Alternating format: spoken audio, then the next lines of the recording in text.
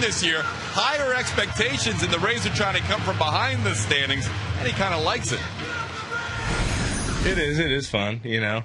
I'm glad we're still in it, you know. I mean, you know, I did this little thing earlier today about maybe if we were in this position last year, I think everyone would be doing cartwheels because, you know, we hadn't won 70 games until last year. So, but it is fun. It is definitely fun. I'd rather be in first place right now. There's no doubt about it. But, you know, it's fun being able to compete every day and knowing that we're playing for something big. James Shields with our Geico quote of the game. He is ready to go. So are Dwayne and Kevin. Back upstairs we go. All right, Todd, thank you very much. Take a look at Shields finishing up his warm-up tosses. Starting lineup for Baltimore, Brian Roberts at the top spot, followed by Cesar Izturis and Luke Scott. The DH hits third. Nick Markakis in there. Nolan Reimold is in and left now. He'll be followed by Michael Aubrey. Ty Wigginton is at third with Chad Muller doing the catching. And Felix P.A. hits ninth. He's in left. James Shields coming off a little bit of a rough outing against Toronto where the first few innings he got hit. And then he put up some zeros after that. He went 8 innings overall. This season in 25 starts, he's 7-9 with a 3.88 earned run average in 167 innings. So he has been a workhorse once again this year, where he's averaged over 213 innings each of the last 2 seasons. Defense behind James Shields. Carl Crawford in left. BJ Upton in center. Gabe Kapler against the left. He plays right field tonight. Evan Longoria and Jason Bartlett on the left side of the infield. Ben Zobrist and Willie Ibar gets a start at first base on the right side of the infield. And Navarro behind the plate for James Shields. Joe Madden's team right now 11 over 500, 65 and 54. 3 games back of Boston in the wild card. Dave Tremblay, the skipper of the Orioles, they're 48 and 72, and we're set to go. First pitch of the ball game is a little bit low, maybe outside, 1-0. Brian Roberts in there. He's hitting .291 with a 9-game hitting streak to start the game tonight. 2 balls, no strikes.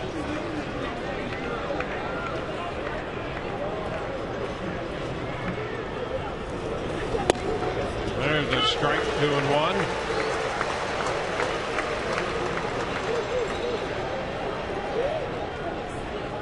Shields 6th in the league in innings pitched. He's been the workhorse of the Rays rotation. 2-2 now. It was actually a good recovery the other night against Roy Halladay, but the problem was it was against Roy Halladay. Yeah, that's right. He gave up 5 in 3 innings and then retired 16 in a row, and 17 of the last 18 men he faced in that game. You know, speaking of that, Roy Halladay's pitched fine. He did have a problem against the Boston Red Sox, but how about Cliff Lee?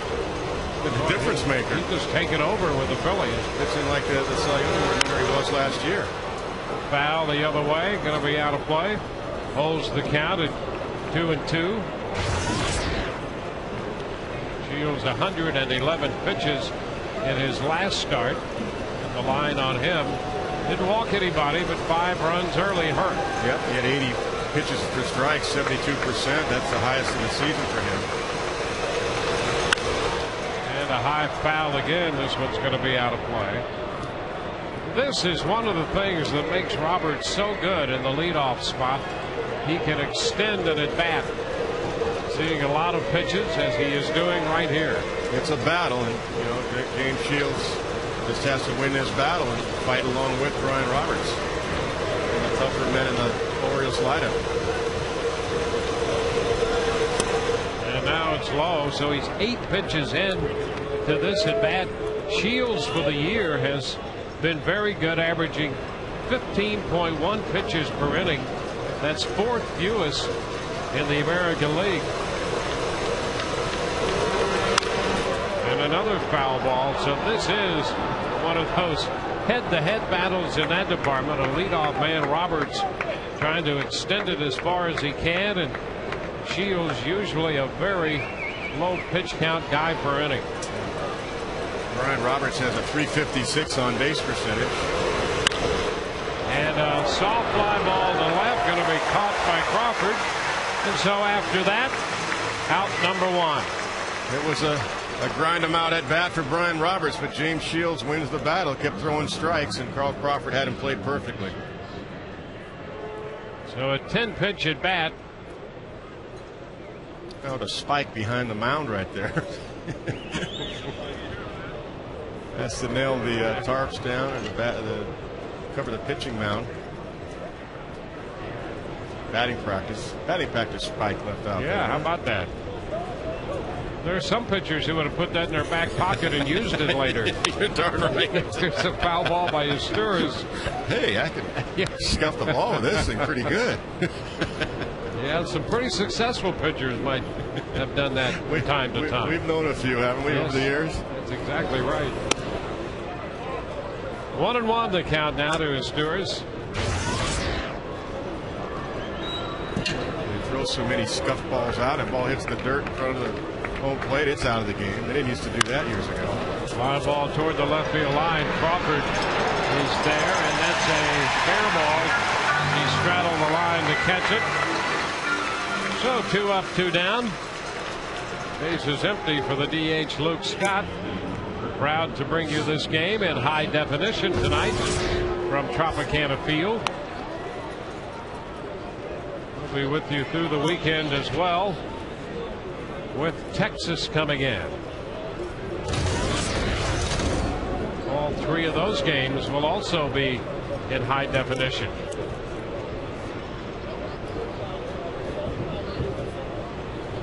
Now Luke Scott, ground ball, base hit through the middle. The Rays had the shift on for him with Bartlett on the first base side of second, and Scott took it through the left side of the infield, really to the shortstop side of the bag and into center. Yeah, here's Bartlett at second base. You see Bartlett's the one going after the ball, but he's a good 25 feet from that. He's got no chance. He's shading up the middle. That's an easy play. But again, that's Joe Madden, proactive defense. Going by percentages. That's Nick Markakis. He hits one down the left field line, twisting foul. That slices out of play. Strike 1. I wonder if you played Nick at, like, the 370 mark, 375 mark, and left center, right center, that if he'd find a line now, because he is Mr. Double also. He and Brian Roberts can find that gap.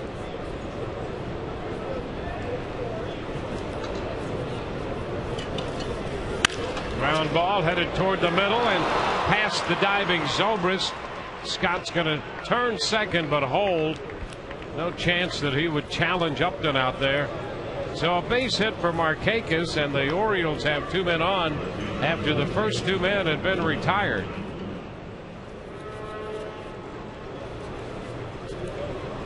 So Markakis is aboard. He went 0 for 4 last night to end his 11-game hitting streak. And he has a base hit his very first time up tonight. Here's Reimold. He's in left field. Pitch is down. A ball, no strikes. Nolan Reimold.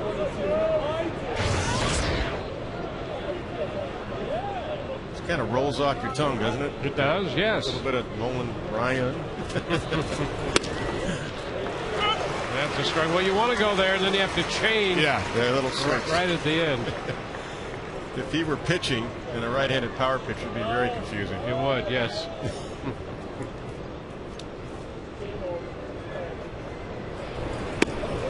There's a strike on the outside part of the plate with a breaking ball, and it's 1-2. Reimold has shown in this series that if you throw him a fastball up, he's got a pretty good chance to hit it. Yes, he does, and he can find a gap, and you saw the numbers, 10 home runs right at the top among rookies. Pitch thrown into the dirt. A change up. 2-2. 20 pitches, and that's more by about 5 than he averages. 10 of those came to the leadoff man, Brian Roberts.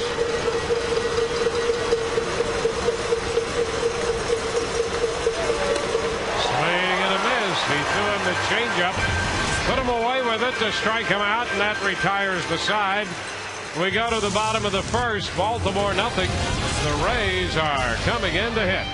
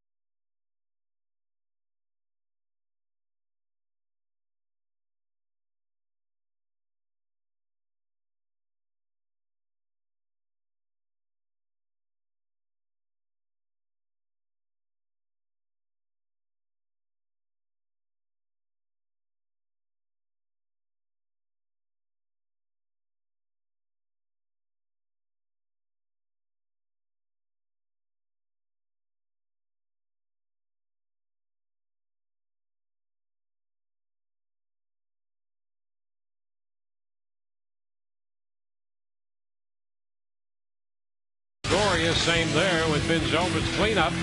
Pat Burrell up in the 5th spot. Willie Ibars at first. Gabe Kapler, Deanna Navarro, and B.J. Upton rounding it out. 22-year-old left-handed pitcher Brian Mattis, #1 pick in 2008 out of the University of San Diego. He's been called up recently. He has 3 starts under his belt. He's 1-2. You can see only 13 in the 3rd innings pitched so far. He has given up 24 hits, but the stuff is good. The fastball anywhere from 92 to 96. Curveball working on a good changeup. A slider. Jason Bartlett taking the pitch up and away, a fastball. And just when you look at his numbers, 13 in the 3rd innings, 24 hits, and 8 walks to go with 13 strikeouts, it tells you that, number one, he can throw the ball pretty good, but he's had a little command problem with some of his primary pitchers. So we'll see tonight what the Rays can do with this highly touted young left-hander. He only had 118 innings pitched in the minor leagues. That was all of this year. He signed late in 2008, so he missed the regular season in 2008. Pitch in on Bartlett, and he fouls it. A fastball in. Well, he has quickly learned the caliber of opposing starters he will face in the major leagues. In his first 3 starts, Jared Washburn, Roy Halladay, and John Lackey, and now Shields. Looper into center, and that's going to fall for a base hit. Bartlett is aboard. Jason Bartlett with the leadoff single. Take a look at the Baltimore Orioles behind Brian Mattis.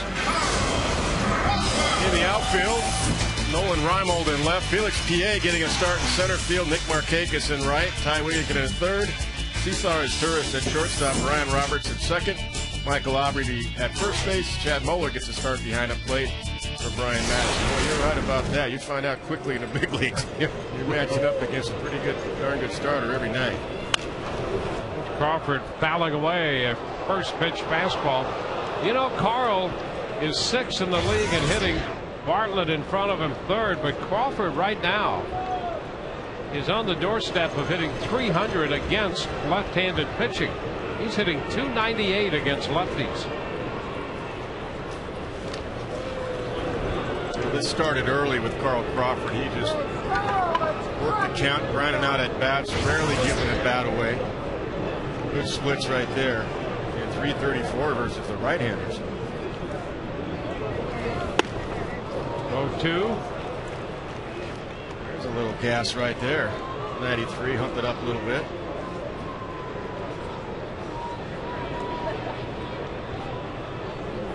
He's only faced 6 at bats against lefties. They're 0 for 6.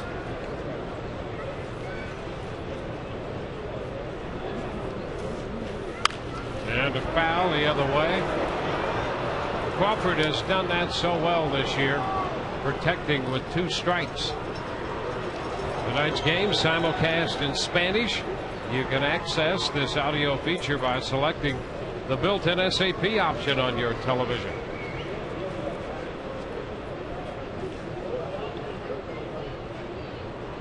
Two again, and a one-hopper grounded to second. Roberts restores to Aubrey, and they get the double play. So Crawford is doubled up. Bartlett erased on the front end of that double play. Yeah, nice crossover step too by Brian Roberts. And really a good play. The ball wasn't hit that hard. Expected him to make it, but that's not an easy play. He had to go down low to get it. Nice flip. Nice turn by his Turris.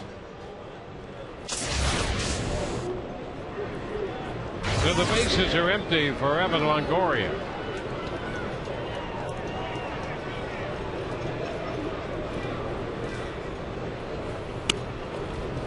Outside, 1-0.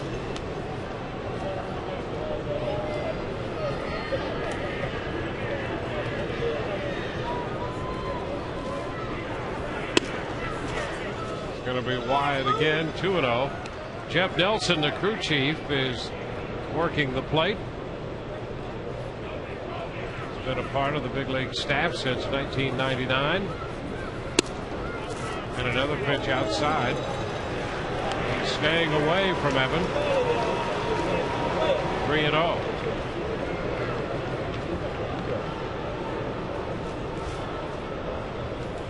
He swings and lets a high fly ball back into deep center.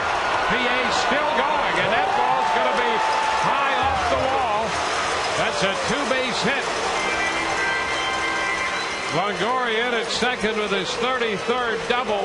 A 3-0 pitch, and he got a lot of carry back to center field on that one. Well, you knew 3-0 he'd be getting a green light because he's a number 3 hitter and he has power. Evan, I think, thought he got it. I thought he got it.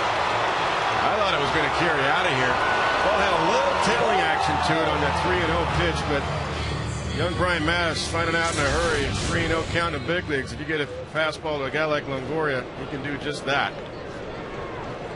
Yeah, he took aim at the race tank out there. Sure did. So the double for Longoria. And now here's Ben Zobrist.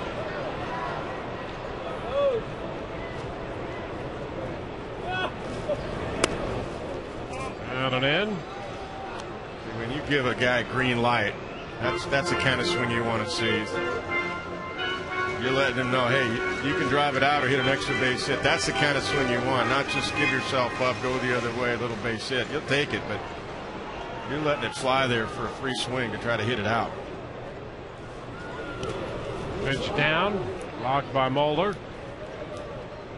Changed up on him there. So after the big bomb of a double to center field, we've seen a breaking ball and then the change to Zobrist.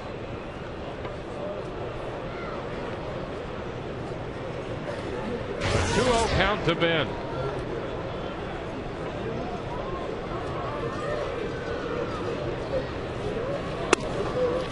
That's a strike. 2-1.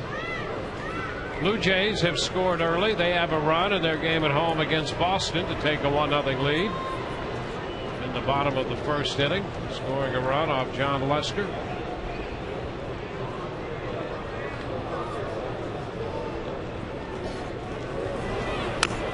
And a foul ball on a check swing. Off speed again as he changed on him. 2-2. Rays with a scoring opportunity. It comes with 2 outs.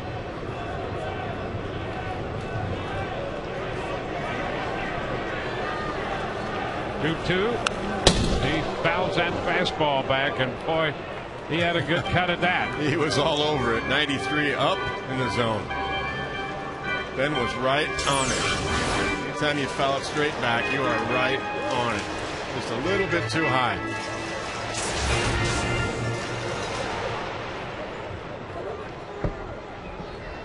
Here comes a changeup, I think, now for that swing. You would think so. He's had a couple of those in this sequence. And a shot fair by the bag at third and up the line. Here comes Longoria in to score. Zobrist is on his way to second, and the Rays lead 1-0. Well, the velocity said 84. I believe it was a change, but it was a little bit hard. Yeah, there's a change-up grip. It sure was. A little bit too hard with that change-up. Ben's all over that one. Same height as the fastball. 8 miles an hour slower, and Ben is all over. There's your checkers double of the game. Yeah, that was a change up. Yeah. He knew exactly what to do with it. Literally. Yeah. Right call. He just didn't have good execution on the pitch. Now here's Pat Burrell. The Rays have a run, 3 hits, and Pat takes a strike. Well, Burrell now with 12 home runs. He had one last night. He had one here Tuesday night.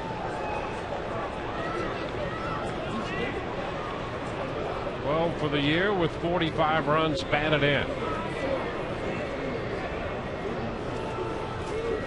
And he shoots this one foul into the seats. Be careful. Look out. Stay alert. We've got him spotted. Lime green down there. Yeah, really. Wow. Can't miss him.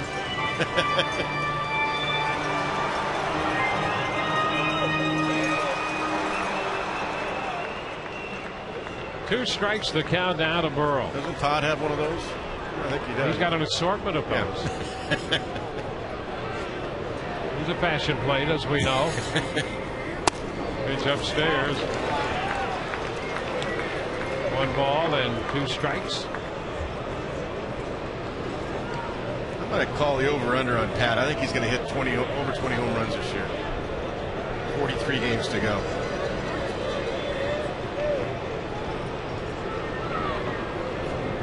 One, two. And he takes it a little low, and he checked in time. One thing interesting about him, and boy, we're happy to see his latest flurry of production, because that would mean so much for this club. They got a break right there. He has always been good, as you might expect, against left-handed pitching, but he's struggled against lefties this year. All of his home runs have been against right-handed pitching, and he's hitting .210 off left-handers. And he's out on strikes out in front, and that will retire the side. So matters changed on him. We're at the end of an inning, 1-0 Rays.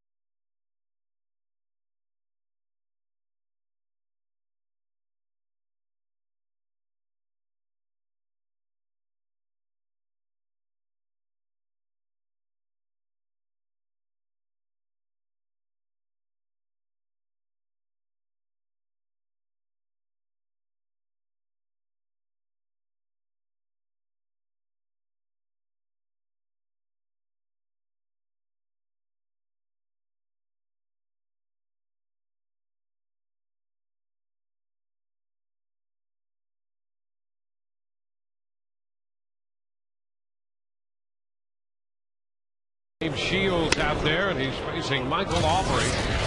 Pitch outside. The Orioles just recently added Aubrey to their club.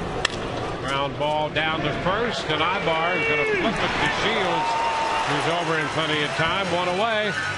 Hey, let's check in with Todd Callis. Dwayne, pretty good defensive play there by Ibar, but nothing compared to what Jason Bartlett did last night in the play of the game, as he saved at least a couple of runs here by smothering the ball. Talking to him before the game, he said even though Mora was right in front of him, he didn't see any of the runners when he got up after knocking that ball down. He just went on his instinct, knowing that the runners were going to freeze on a line drive. You already mentioned one of Carlos Pena's post-game comments. He had another great one where he said, that's the sixth tool, baseball instincts, and nobody has a better baseball acumen in this league, or not many do, than Jason Bartlett, guys. Well, you're right about that. And we mentioned at the time that he had the presence of mind to be aware that that runner was going to be holding to see if that line drive would go through or be caught. He just knew that and got up and made the play at the plate to throw out Wieters. That's what we talked about last night, because Mora was right in front of him. And like Todd just said, he didn't even look at Mora. Yep. He just fired home. And Zahn was ready for it like a first baseman. I mean, the other end of it was great, too. A little tap third base side. Longoria has no play. He was back with Wigginton up there, and Wigginton just hit that little squibber. Yeah, it was a base hit. You couldn't have rolled it any better. Just roll it down there for yourself and run. I mean, that's what that was, a swinging bunt. The old famous swinging bunt. He'll take it. So Ty Wigginton is aboard at first. Usually you get a little smile when a guy does that. Because he got a free one tonight. Now it's Chad Moeller.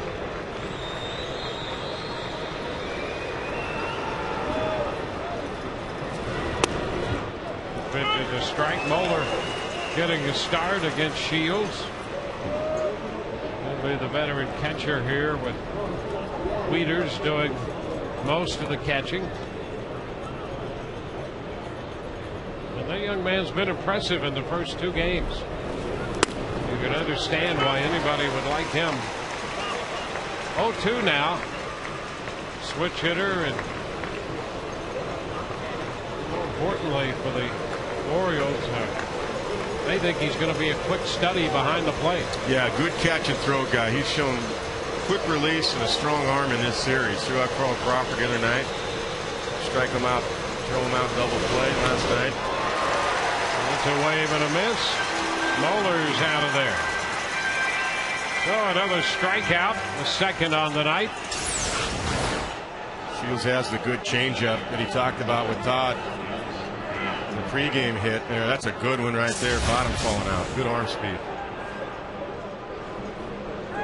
Brings up the center fielder, Felix P.A. 2 outs, and Wigginton at first.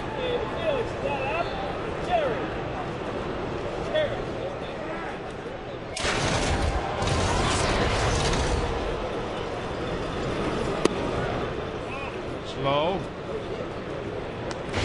PA started last night, played left field, and went 1 for 3.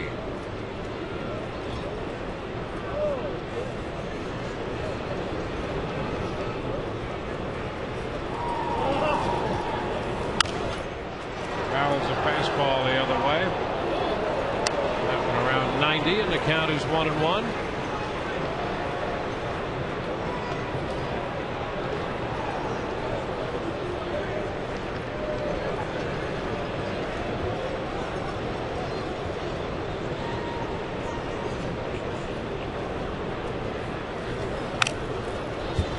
Foul.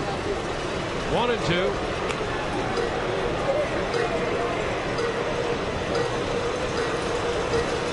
Shields 39 and 33 lifetime, 7-9 this year after going 14-8 a year ago.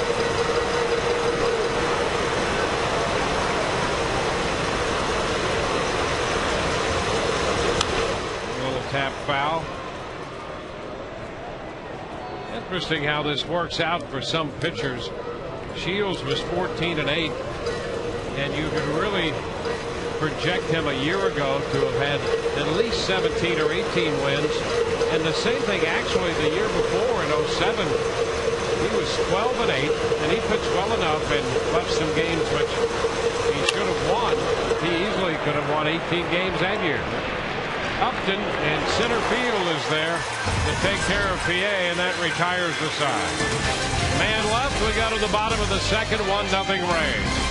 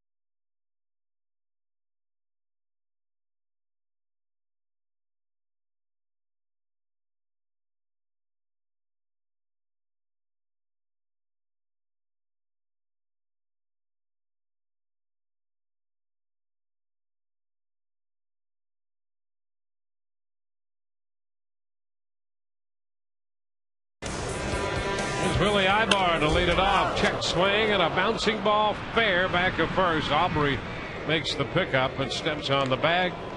One away. Well, if you're a hitter, you really feel cheated on that. Oh boy, don't you ever. You haven't seen this kid before, and you can't hold up on a fastball. It reminds me of I was talking to the broadcaster for the Twins today about Joe Mauer, who's hitting 380 coming into tonight's game with 25 home runs, and he was talking about check swings. He said, all the games I've ever done, I've never seen Joe Mauer check a swing. How about that? That's amazing. Because he's so locked in, he's never fooled, never checks a swing. I've never heard of that. But maybe that's why you hit 380 and you have 2 batting titles already. I want to know. Well, it tells you, number one, he's got to be seeing the ball better than anybody swinging the bat right now. Absolutely.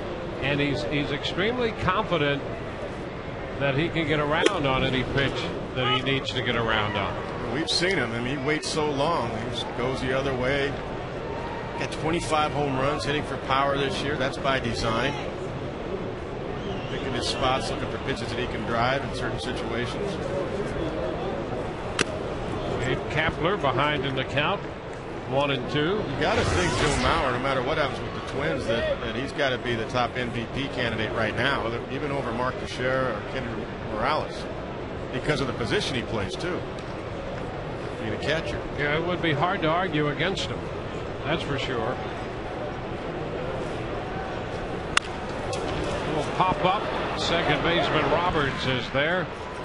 2 gone.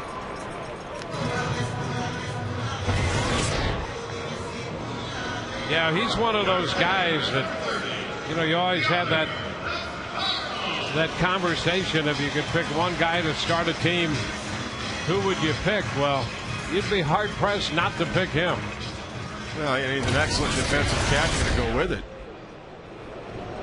There in the past there were some people who would have argued, and some reputable baseball people that, well, he doesn't have enough power. Well, right. That argument's taken off the table this year. Here's Navarro, and the pitch is a strike. Yeah, everybody talks about Albert Pujols as the best pure hitter in the game, and rightfully so, but you got to put Mauer up there down with him. A pop foul back, and that's going to be out of play. Navarro behind 0-2.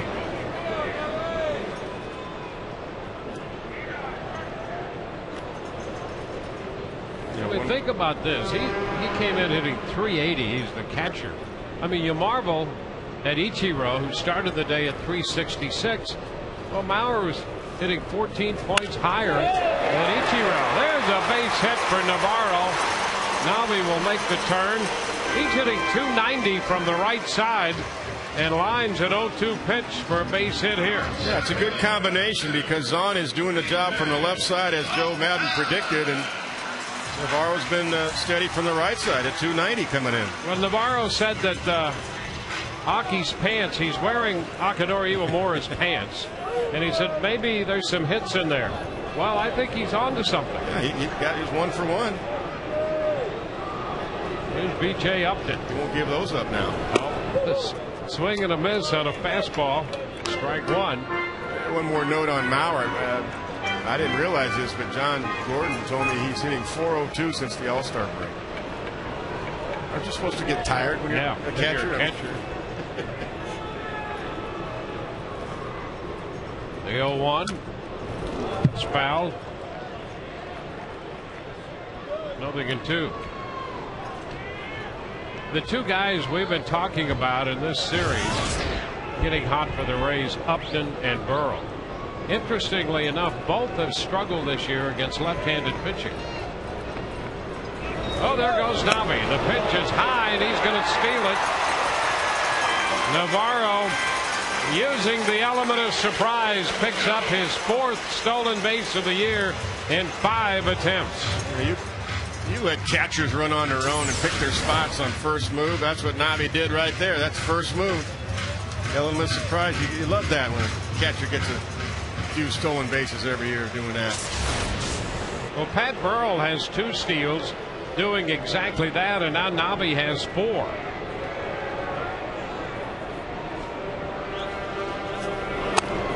Pitch up and in, and it's 2-2. So not only apparently does Navi's pants have hits in them, they have stolen bases in there somewhere as well.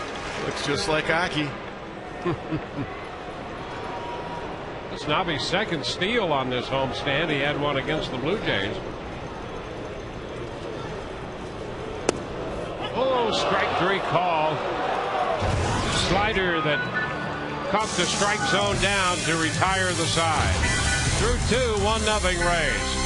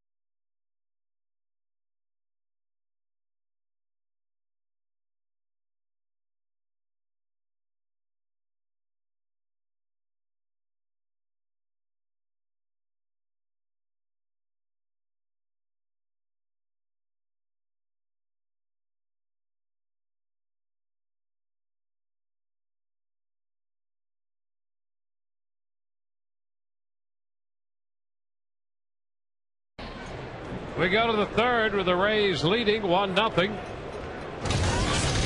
Top of the order for Baltimore. Brian Roberts about to step in. James Shields on the hill for the Rays tonight. It's 5-1 lifetime against Baltimore, and the pitch is a strike.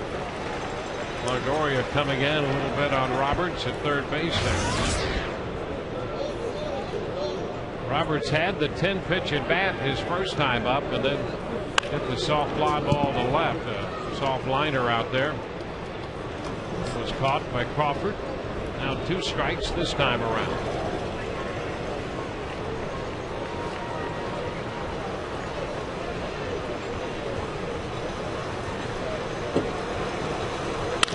Down ball chopped to second for Zobrist. Run away.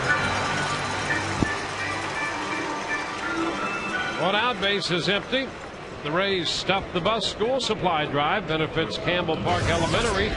Drop off school supplies during Rays home games here at Tropicana Field at either gate 1 or gate 4. Now through the 23rd through the remainder of the homestand.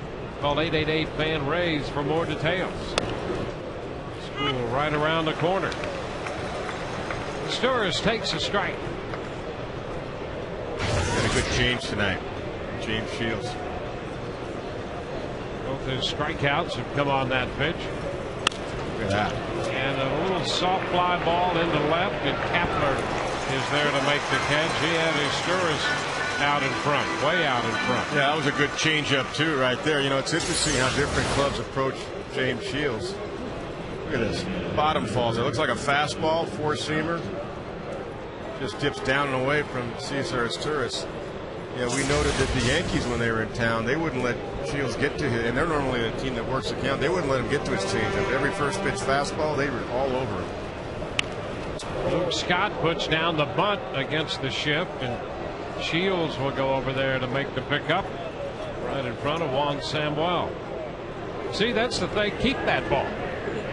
You know, you flip it to the umpire, and he's going to give you a new one. If you're the pitcher, keep it. I mean, years ago, pitchers would do everything they could to keep a ball like that. Yeah, use that scuff to your advantage for movement. The ball will move the opposite way you hold the scuff.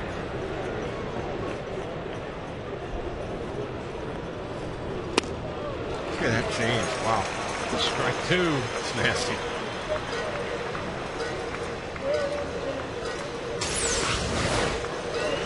That is nasty. Great arm strength. I mean, he's really got it dancing tonight. This is down. Do him another change up there, and it's 1-2.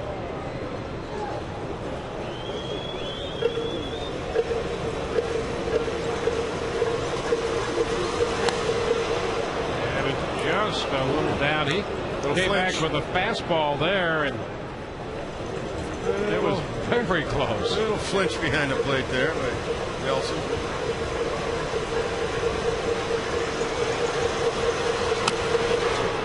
Foul again, came back with a changeup. Scott fouled it off his foot.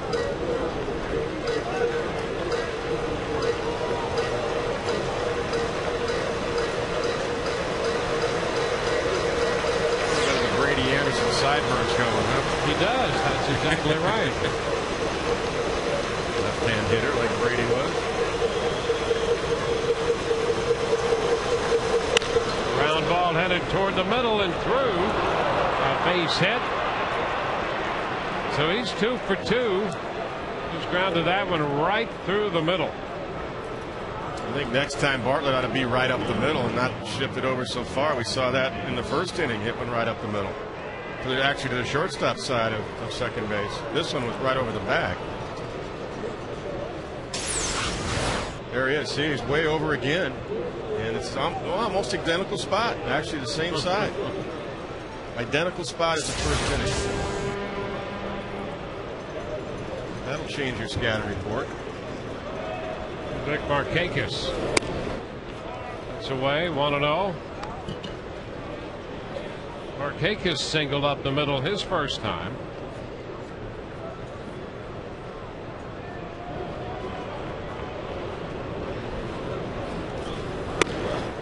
It's The strike call. You know, it used to be too with veteran pitchers. You know, when you had a shift like that, you would ask the pitcher, "Are you good with that?" You know, you talk to Jim Palmer. No, I don't want you there. He would move the infielders because of course, he had the command to do that. Wave and a miss, and boy, he had Markakis way out in front on the changeup. He's got a really, really good change tonight. No doubt about that.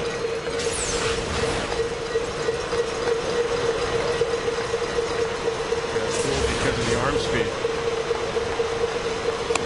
Upstairs. 2 balls, 2 strikes.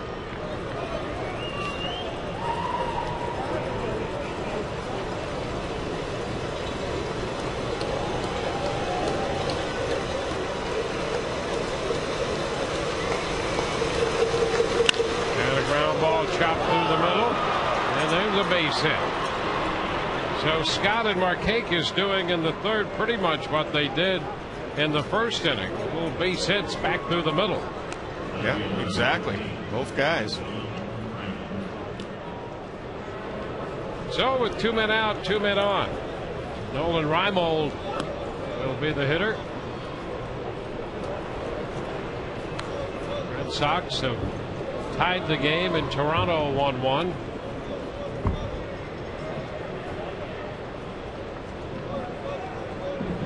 Reimold struck out on a changeup, a 2-2 changeup in the first. And he takes this pitch just a little off the plate. 1-0.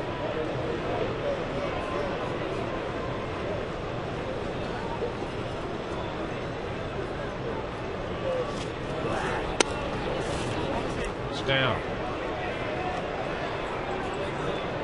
So with 2 on, 2 out. 2-0 count. Ground ball headed to short. Bartlett with the toss to Zobrist retires the side. So we go to the bottom of the third. 1-0 Tampa Bay.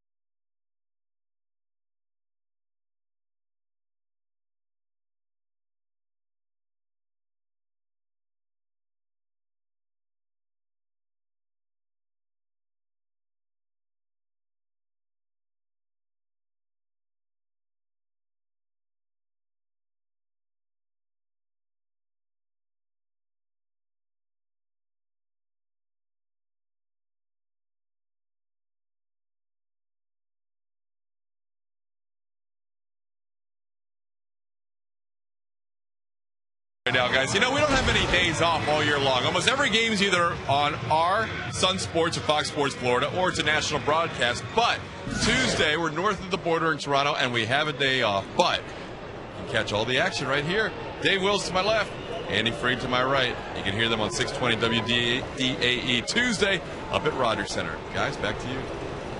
Hey, Todd, has Andy dyed his hair yet? The pitch to Jason Bartlett, and it's low. 1 ball, no strikes. There are rumors that he's going to follow Joe Madden and dye his hair. What's the story on that? We'll find out from the source. Dwayne wants to know, Joe Madden has asked about you dyeing your hair black. Any chance? Not only has he asked it, he's made it a mandate. I have like no choice. I'm going to have the hair dyed black. Really? Yeah. There's nothing else I can do about it. There you go, guys. Andy Freed was going back for that Ring of Fire look. Back to you. I know that's going to be a whole new look for him. Did Todd get to 20? I think Dave was giving him a 20 there or something. Yeah, but it has a string on it. That's the whole idea. Yeah. 3-0 the count here to Bartlett.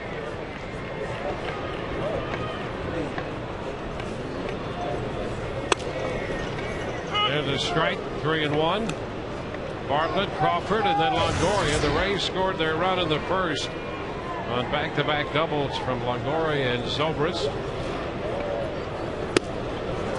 A strike on the outside corner, says Nelson. Wow. Full count. Take a look. Yeah, it's off the plate. You could tell from the first thing it was a ball. That just solidifies it right there. That great overhead shot. Love that shot. And now Bartlett swings at a pitch off the plate. Have to. Yeah. Because that last pitch was called a strike when it was really ball 4. So let's see. It's the count is 5-2 right now. Yeah, it's a 20-inch plate instead of 17. Swing and a miss. He strikes him out. Had him out in front. So Bartlett is out number 1. That's a big thing to start an inning too. When you're in a pennant race, especially. That really is. Well, it changes the percentages of the whole inning. There's no question about that. You get that leadoff man on an inning, your chances of scoring are much greater than if he's out. Well, if you can get that as a pitcher too, you'll just stay out there, stay off the outside corner. And the last 3 pitches were off the corner. Crawford swings through the first one. Strike 1. Fastball from Brian Mattis. Mattis, 22 years old. It's a line drive, and it's caught by his Stewart at shortstop. Carl hit the ball hard. 2 up and 2 down.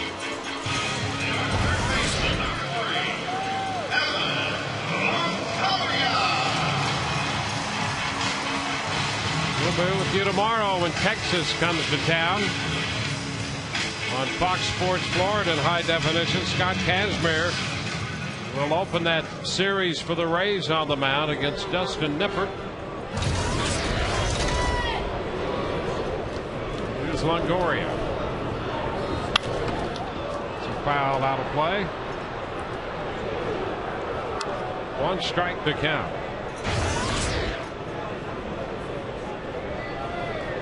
Pretty consistent. First 2 years in the big leagues, almost identical numbers a year ago. And the average in time, he's going to get better. Evan has the ability to be a 300 hitter because he uses the field. If he doesn't expand his own zone, he's going to get that batting average up to 300 every year. And he's made steady progress against left-handers. That was a little bit of an issue for him when he first came up. He came into this game hitting .266 off left-handed pitching, .274 overall. And the better he gets at that, you're right, that average is going to be closer and closer to 300. 2-2 now. Now the one thing, you turn, facing lefties, you say, well, you don't have to face the breaking ball, but if you're a lefty with a good changeup, and we've seen a lot of lefty starters this year with good changeups. That's a tough pitch for a right-handed hitter. That is foul, just outside the bag. Close to another extra base hit. But Dwayne, that's to me why it's not automatic. Just because you're facing a lefty, your batting average should be higher than facing righties. Right-handers grow up used to facing righties. That's why they hit breaking balls away. They're used to that. But actually, I can tell you even from my own experience, I didn't like facing lefty sliders down there. I didn't see that many of them. Like, how do you get inside that good slider if it's got good tilt, like David Price? Tough pitch for a righty. And a swing and a miss. Off speed, had Longoria out in front. We're through 3, 1-0 Rays.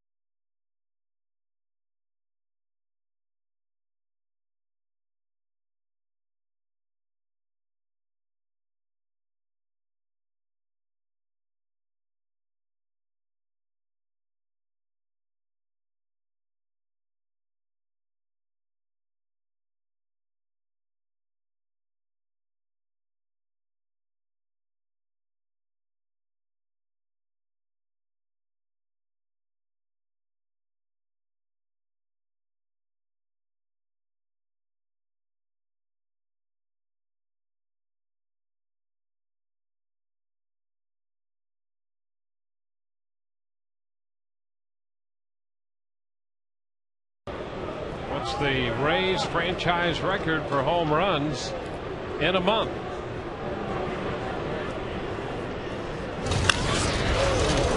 Michael Aubrey hitting a fly ball to center field, and it's caught out there by Upton.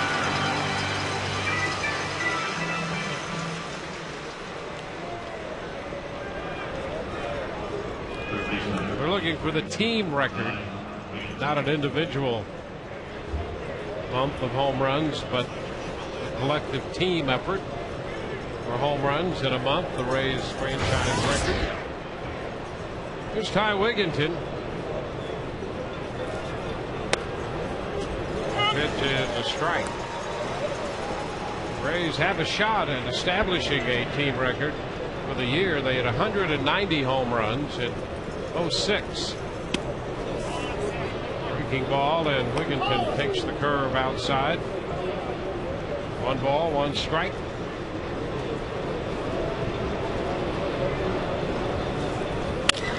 Ground ball by the mound to second. Zobrist makes the throw back to first. 2 up and 2 down. Counting this one, the Rays have 43 left. They're 3 back in the wild card right now. 3 behind Boston and 2 behind Texas, with Texas coming in tomorrow night. Yeah, Texas has one more against the Minnesota Twins tonight in Texas. Moeller taking a pitch low, 1-0.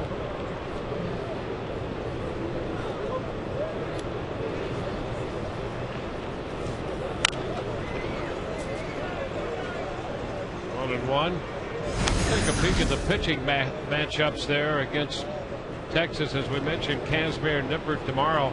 Then it'll be Matt Garza against Tommy Hutter, and Scott Feldman pitches the game Sunday for Texas. David Price for the Rays.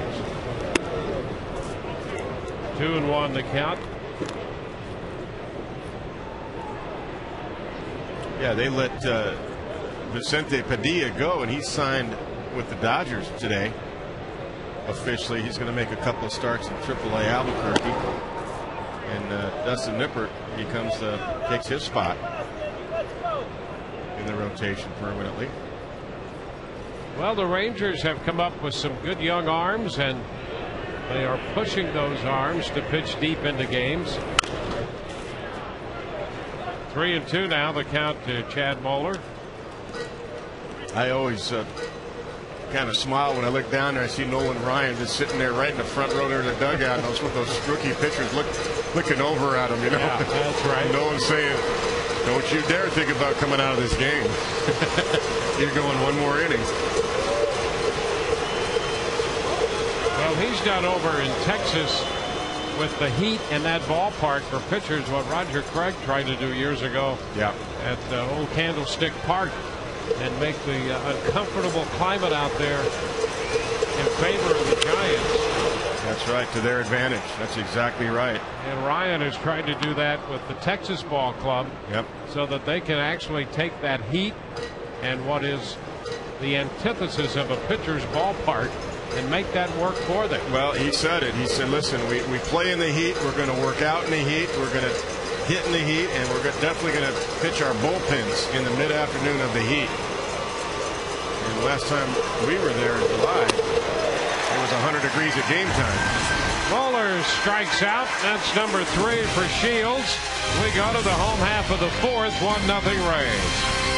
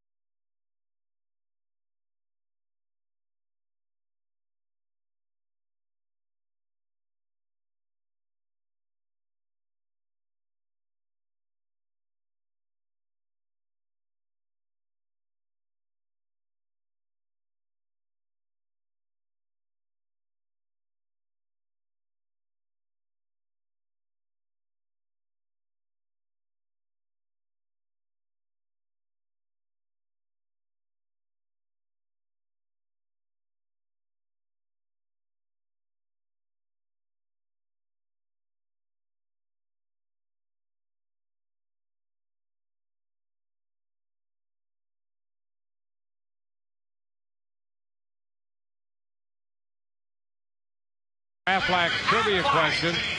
This is really a short-term memory quiz. What's the franchise record for most home runs in a single month? And that was 41 this past June. The Rays have 28 home runs so far this month, this being the 20th of the month. So they had 41 in June.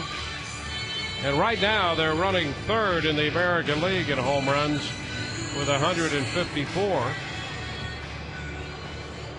fact, a home run in the game last night by Ben Zobrist was his 20th of the year, and the Rays now have 3 players with 20 or more home runs. Here's Zobrist taking a pitch outside. He doubled in the run in the first inning, and so far that's the only run of this game.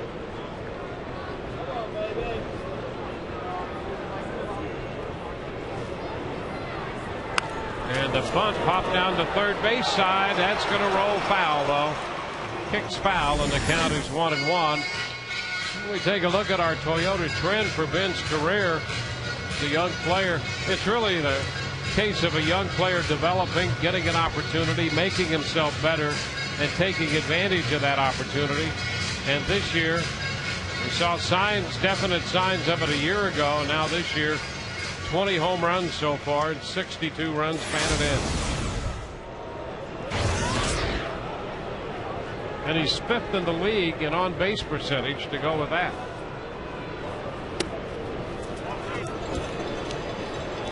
Yeah, he doesn't check too often. He reads the ball well. He waits, very patient.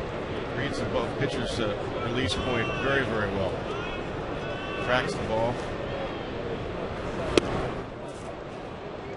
2-2 the count. Fastball that time. He tracked this ball. Yes, he did. He got a first pitch fastball. In fact, all 3 of the home runs for the Rays last night came on the first pitch fastballs. Yep. A little pattern from Chris Tillman, and the Rays took advantage of that.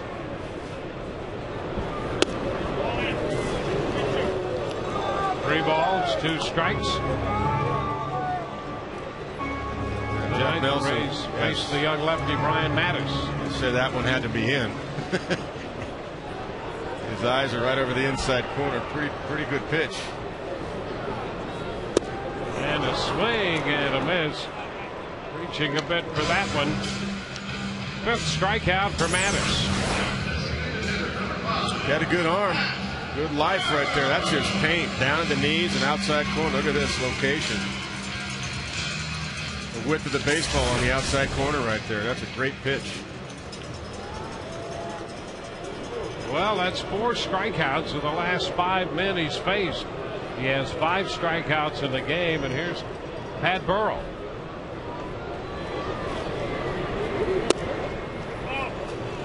It's too low. Well, no strike. We're not 3 times around the lineup yet. That's right. Only a time and a half through the lineup.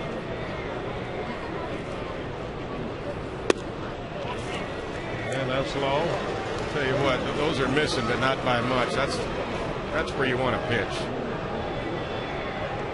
Down the zone. Boston jumped out to a 4-1 lead. And J.D. Drew hit a 2-run home run. Pitch popped up right side. First baseman Aubrey makes the catch. 2 outs. 2 gone, and Willie Ibar's on his way to the plate.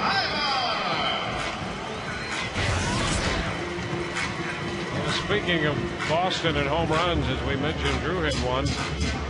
Ortiz, Big Papi, has home runs in 3 straight games and 4 in his last 5.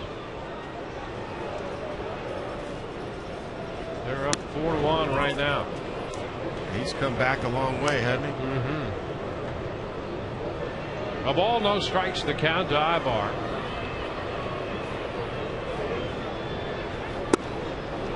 Two and nothing. Willie rolled to first on a check swing on the first pitch he saw in the second.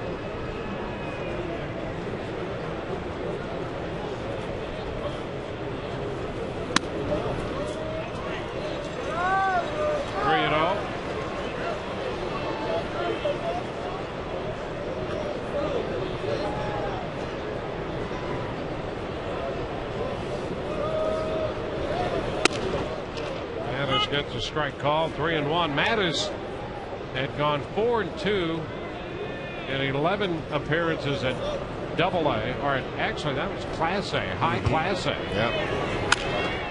The high fly ball toward right center. Markakis is there to make the catch, and that retires the side. 1-2-3. We go to the fifth. 1-0 Rays.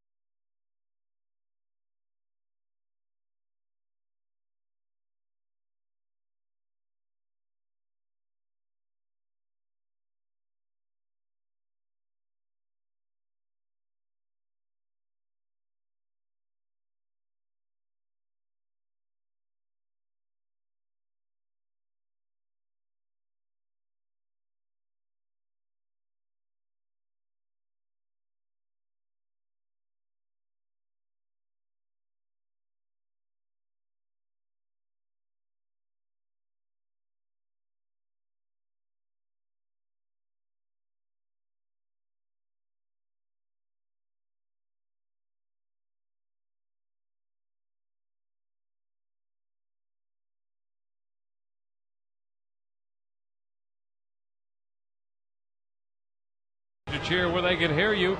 Upgrade your Rays baseball experience. Win premium seats right next to the action. For information and to enter, visit the Heineken display at participating retailers. Felix PA leads off, but he's showing bunt. Takes the pitch for a strike. It's a good pitch anyway. He didn't like the call. He thought he held up, but the ball was right at the knees. It's away, 1-1. Shields has allowed 5 hits so far. He hasn't walked anybody, and he has 3 strikeouts.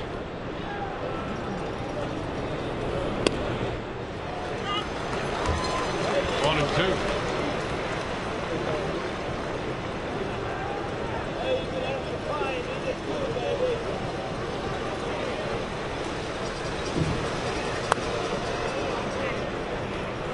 Two.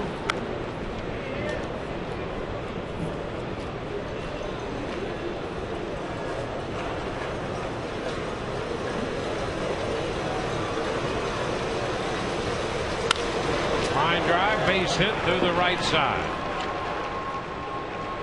Good hit. Came off a changeup. PA is aboard to lead it off. It's the first time tonight the Orioles have put the leadoff man on base.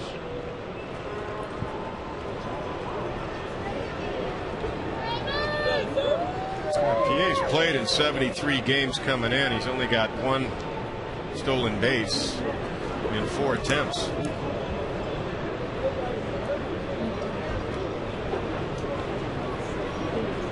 Ibar holds him on. Brian Roberts in the batter's box. 1-0 now.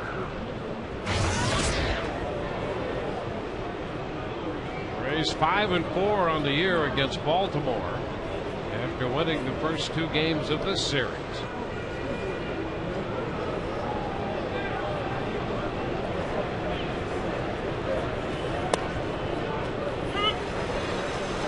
One.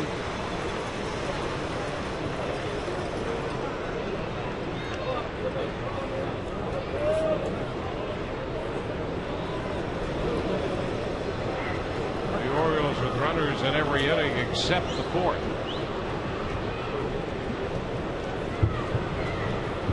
Over to first, TBA is back in.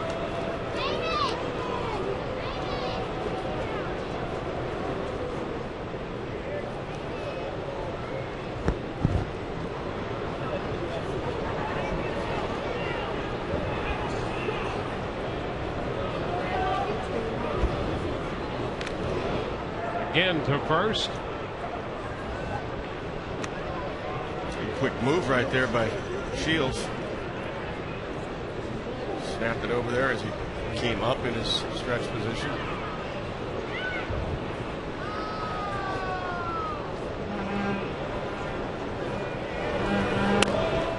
And that's a strike. 1-2. Good command right there. That's good pitch on the outside corner and down at the knees.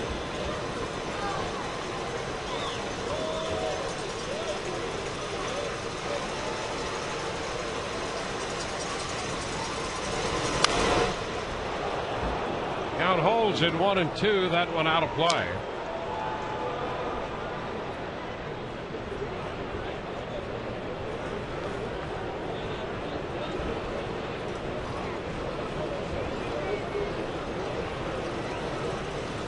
Minnesota and Texas just underway. Texas batting in the bottom of the first. No runs in that game yet. 2-2 the count to Roberts.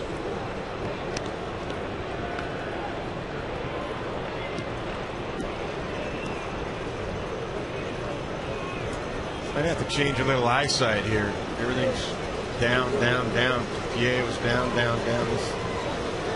This sequence, the same thing. Well, if you got your good changeup,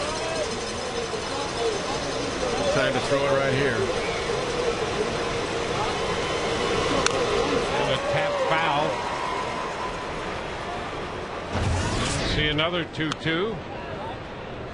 It's down in the zone. 53 strikes of the 75 pitches.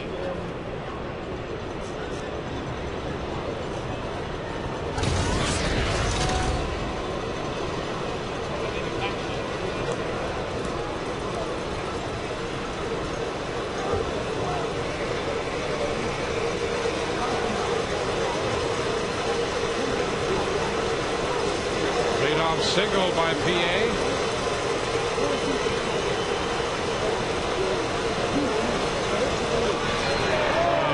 Back in, the tag down around the ankles. Not much of a lead by PA. He just fell down toward the bag. He's not off that far. Just falling toward the bag with a dive. Closer to the knee on that right side with the tag. Again to first. Navarro swiping the tag on him. I'll tell you what, you can pick him off if that's the way he wants to go back in, just falling and diving. You do a real quick snap throw. You keep going over there. You can get him.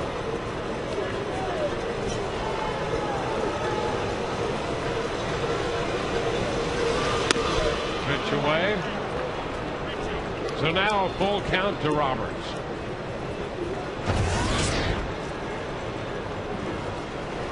Well, he should be definitely running here. Take a couple snap throws over there. See if you can pick him off before you go home.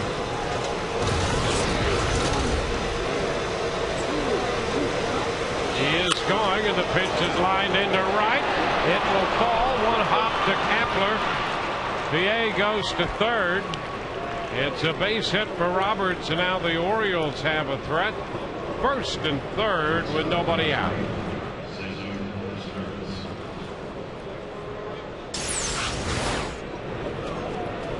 Yeah, he should be going 3-2, and Roberts looked like he got a fastball. He worked the count till Shields decided to throw him a fastball instead of staying with the changeup, and it was up out over the plate. Man, we talked about in the pregame, Ryan Roberts. He can score up a fastball. Well, he now has a 10-game hitting streak.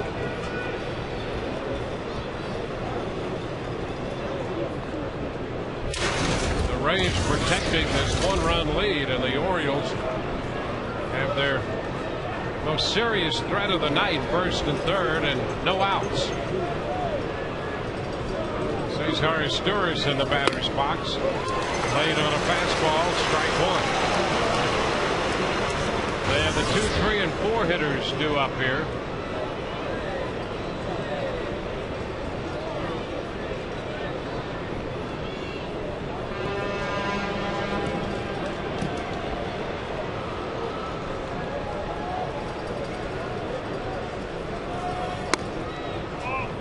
One and one.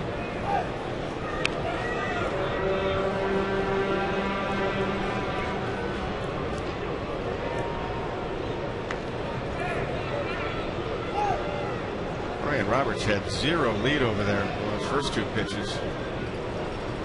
Look at him. He's just hanging right there. He's going to let his tourist try to hit that hole. He's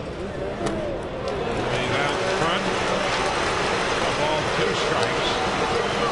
Shields got his tourist on that changeup in the third when he was out in front. Hit that high pop fly to short right field.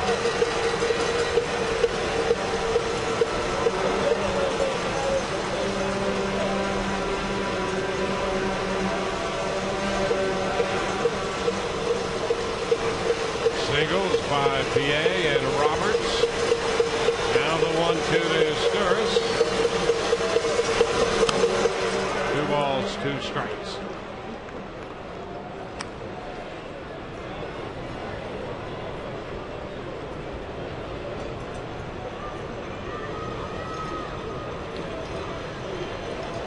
It's becoming a better running count now here, 2-2. Ground ball chopped to second. Zobrist to Bartlett 1. The run's going to score. They get the out at second. Izturis made contact to get the run home. That ties the game. His 23rd run batted in. Roberts forced at second. You'll take that because Roberts decided not to go. That's a good running count with a contact hitter, your number 2 hitter up there. Shields wants to make it happen 2-2. I was a little surprised maybe he didn't take off. So you'll take the lead runner there, keep the double play in order here, and give up the run. See, if Roberts takes off, that's hit so softly, he's at second base easily. He's in scoring position with your 3 hitter coming up, and Nick Markakis behind him. So that's a difference in philosophy in the managers, how they run the game. A bit more conservative for Baltimore right there with your best base stealer. That's very surprising. Here's Luke Scott. He shows bunt. The pitch is low. 1-0. Scott's 2 for 2 tonight. The ground ball singles through the middle. You know, some managers will say, well, if he lines out and he's running, it's a double play and no run in it. So what? You know, you're in last place. You know, force the issue. That's a strike. Yeah, I think you're right. Yeah, I mean, you hit a line drive. It might be the guy covering it. Also, you open up a hole in the infield. Well, as you said, you got your best base stealer on first base at that time. Well, that's what your 1 and 2 hitters are supposed to do. Your 2 hitters, your contact guy. A strike. 1 and 2. I mean, it's like, thank you. Get him off the bases. Appreciate that. Izturis is not a burner. He'll pick a spot and go. At least he used to. He does have 10 this year. He's only been caught once, so you can't forget about him. Foul down in front of John Shelby and beyond.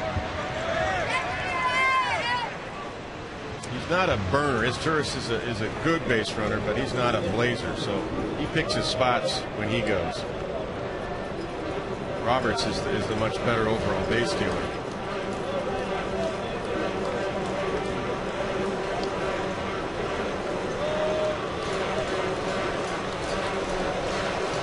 One ball, 2 strikes.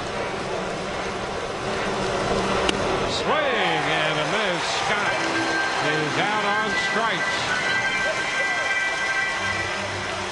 2 gone.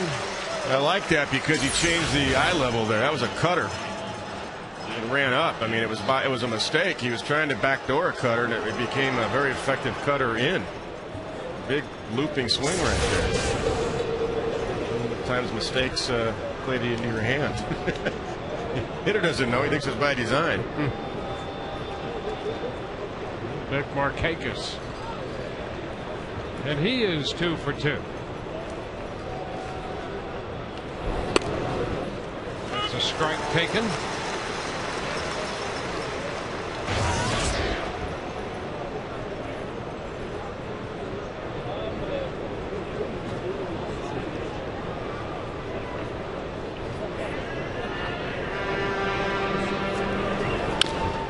Chopper for Zobrist. Throw to first, and that retires the side. So the Rays get out of that spot in pretty good shape. Bottom of the 5th coming, tied 1-1.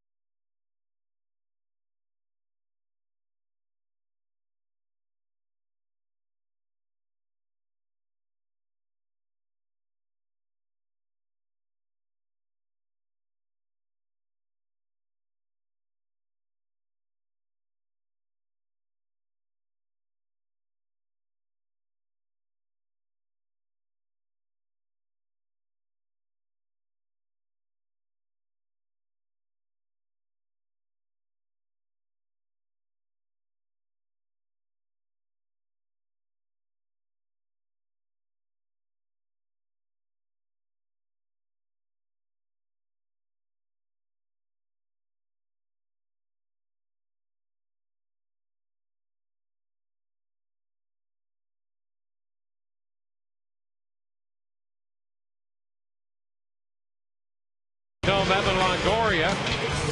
James Shields doing the pitching tonight for the Rays against the 22-year-old left-hander Brian Mattis. Baltimore tied it on this little chop to the right side as Stewart, a fielder's choice ground ball, scored Felix PA. And we go to the bottom of the 5th with Gabe Kapler leading off.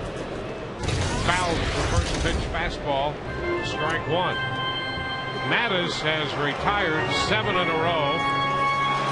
He has 5 strikeouts on the night, and he has walked no one. Pretty good poise on the mound, too. A nice fluid delivery. Good alignment with his feet. 5 foul down the left side. Down to play, 0-2.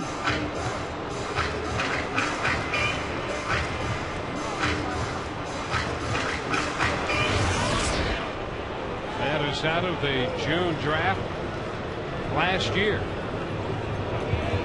That's where times have changed. Only had 118 innings pitched in the minor leagues. Here's a liner, and it's going to be foul. Back at third, bouncing down just beyond the bullpen. You know, I was talking to Ken Griffey Sr. today, and there's a new league in Florida opening up for A-ball players and independent players, and he's the commissioner of it. It's a 60-game, 70-game winter ball league starting, and it's for teaching, but it's also, you know, guys can make a few bucks, but for the lower level players, they get a chance to play, get extra games in. We see a lot of the players from Venezuela or Dominican and Puerto Rico as youngsters, you know, play winter ball. Well, that's an advantage for the players over here to do that. Finally gets, you know, 250 at bats. And I said, how many at bats did you have in the minor leagues? Probably 1,500. He said, try 2,000. Sure. Kapler's out on strikes, and he's not happy. He's not happy at all with that strike 3. And has a few words with Jeff Nelson. Let's take a look. Now the pitch looked down and away. It's both. It's definitely outside. The pitch is outside, but I think he called it on the swing. Well, that's pretty close. I don't think he went. The pitch wasn't a strike, so Kapler's probably got a case. Yeah, I think Kapler held up. I mean, he's so strong he's able to hold up that check swing. I mean, the body moved forward and carried forward, but he never broke the wrist. The barrel of the bat never went in front. Hey, you know, we had that keeping score episode the other day, the strike to Navarro. I don't know whether that was a called third strike or a swinging third strike, because it wasn't on the plate and he didn't go around. Which is it? Out, but I'm not sure. I think he called it on the swing. Here's Nobby hitting one down the left field line, and that ball is foul. Wow. Just foul on the wrong side of that foul pole down there for the Rays' best entrance. Boy, not by much. Got out in front. A little bit of hook. Yep. Good camera angles, guys. It's foul by enough. No question. 2 strikes to count. Fouls it back.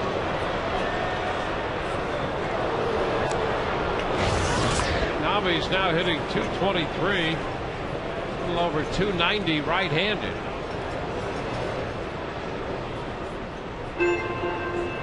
A new piece of wood. A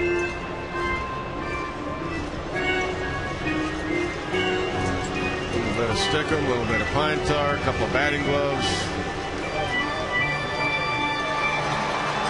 Got the guard to protect his thumb. His right thumb right there. Little ring guard. Get ready to battle.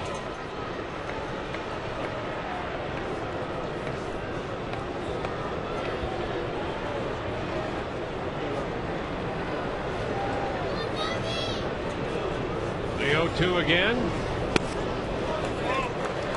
Evans takes a shot.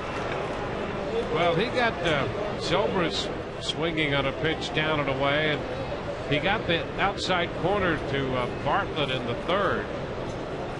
He got Kapler that way in the fifth, and he took a shot there a little wide to Navarro. Well, this pitch is down. It's 2-2, so the combination of Moeller and Mattis picking up on Nelson's tendency to give that pitch away. Yeah, that's exactly right.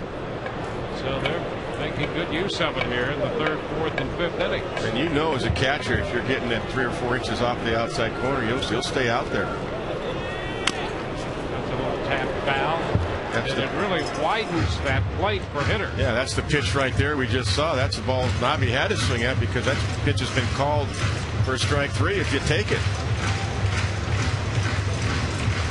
Or strike 1 or strike 2 for that matter. Jason Bartlett, we saw that happen in the third inning. Staying outside. Fastball. That's high and away. Yeah, in Bartlett's case, he had 7 pitches in that at bat. 5 were balls, and yet he struck out. That's right. Go figure. So a 3-2 count to Navarro. And he shifts it toward left center field with some hang time. And PA runs under it to make the catch for the second out. 2 gone in the fifth. Reminder, Rays fans, jump into the action of your favorite movies and TV shows at Universal Studios. Experience thrills that challenge all of your senses at Universal's Islands of Adventure. Coming soon, take your music for a ride on Hollywood Rip Ride Rocket. All brought to you by Universal Orlando Resort. Be sure to log on to sunsportstv.com for a chance to win the Hollywood Rip Ride Rocket sweepstakes. B.J. Upton under this one and lifting a high fly ball short center. BA there in a hurry to make the catch, and the Rays are down 1-2-3. We go to the 6th, tied 1-1.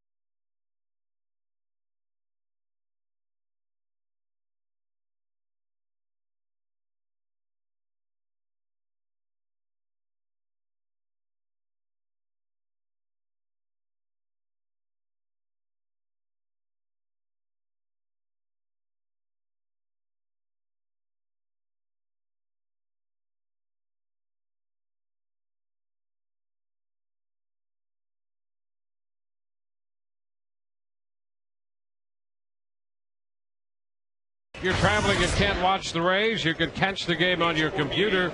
MLB.TV, the ultimate baseball experience. 100 out-of-market games per week. Live on your computer. Catch the games you missed on demand. Visit RaysBaseball.com, where baseball is always on. Raimel leads it off and a ground ball to third off a fastball. And the throw will skip past Ibar. Zobrist will have to back it up, and down to second base goes Raimel. So Raimel is at second base. It's going to be an error charged to Longoria.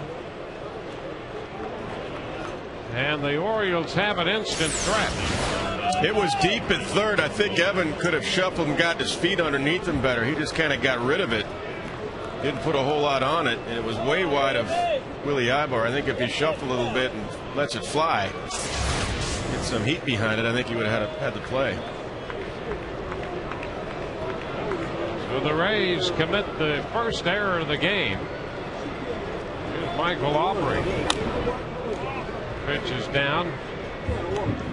Just a tad over 90 pitches now, and Cormier's up in the bullpen. He was up when this inning started.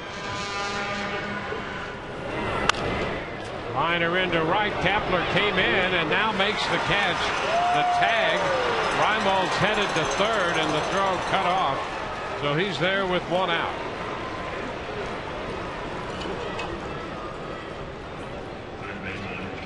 One gone with a runner at third. I think you got to play in now. The way this kid's pitching, I think you got to not give up this run right here. With one out in the bottom third of the order up. Jim Hickey's going to go to the mound, and the infield will come in around the hill as well.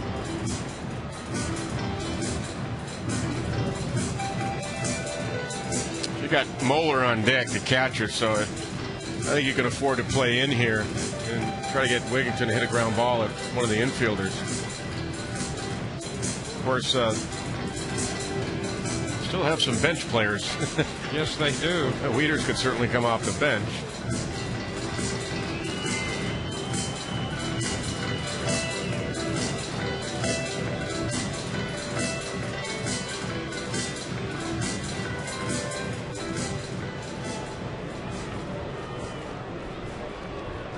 That's what the Rays will do. This is the right move. Play the infield in, cut this run off. So Wigington is 1 for 2. A little infield hit into second. The pitch, he looks at it low. Breaking ball, 1-0.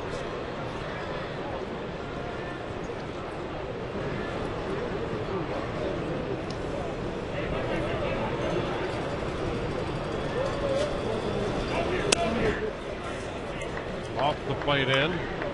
Yeah, you don't have to give Wigington a good strike here because Muller's on deck. He struck out twice. No indication that there's going to be any pinch hitting here in the 6th inning. And one reason is Muller's calling a good game. Wave and a miss. I'm out front chasing that pitch. 2-1. He's calling a good game for the young pitcher, Brian Mattis. So a little early to unload your bench. This one is down. He took it. Yeah, I'm sure that's what Jim Hickey went to the mound and said. Listen, you can pitch around him. If he'll chase, fine, but we don't mind if he ends up walking with the 8 and 9 hitters coming up. And Wigington takes ball 4 low. That's the first walk of this game given up by either pitcher. So it'll set up a first and third with Moeller coming up. Moeller twice has struck out. He's seen a couple of changeups. He's also a double play guy. See his numbers. Limited playing time, 207.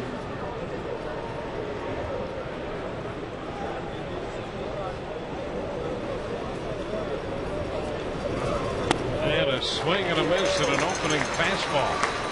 Strike 1.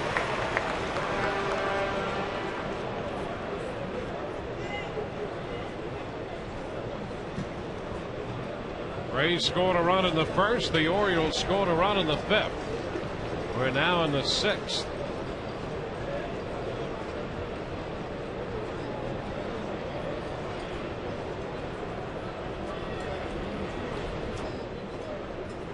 Throwing error by Longoria allowed Reimold to reach. He went to third on the fly ball to right. Wigginton has walked. The 0-1 pitch to Moeller. Strike two. Change up. Nothing in two. Good pitch. Great arm speed on this one. 79-mile-an-hour pitch. And good tailing action down and in.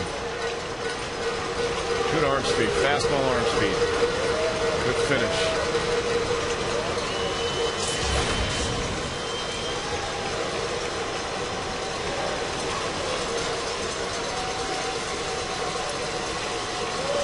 The two-strike pitch. He got him. He strikes him out. Came right back with a changeup. And for the third time tonight, he strikes out Moeller with a changeup. Yeah, it's a great one. Good arm speed. Starts down and goes lower. Down and in. I'd play behind Wigginton over there with TA up. TA can hook that changeup or hook a fastball like he did last time up. Yeah, he got that line drive single into right on a changeup in the fifth. Yeah, I mean, if Wigginton wants to run, so be it. Throw him out. I'd play right behind him. Give Willie Ibar, who's not that accustomed to playing a lot of first base this year anyway, with Pena being the starter, of course. So give him a little bit more range over there. Take a base hit away. So PA 1 for 2 on the night. Baltimore doesn't run much anyway, and Wigginton is not a base stealer. So the pitch is foul the other way. Out of play. Strike one. PA hit a couple fly balls to left last night against Neiman, and one of them sent Crawford to the wall for it in the 7th inning. And you got a different pitcher tonight. You got a changeup pitcher, when the tendency off the lefty would be to pull. And a wave and a miss. Breaking pitch there, and the count is 0-2.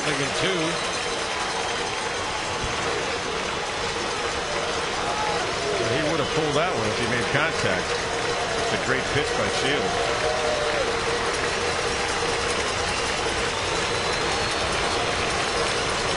To the count. Up and away with a fastball. 1 ball, 2 strikes.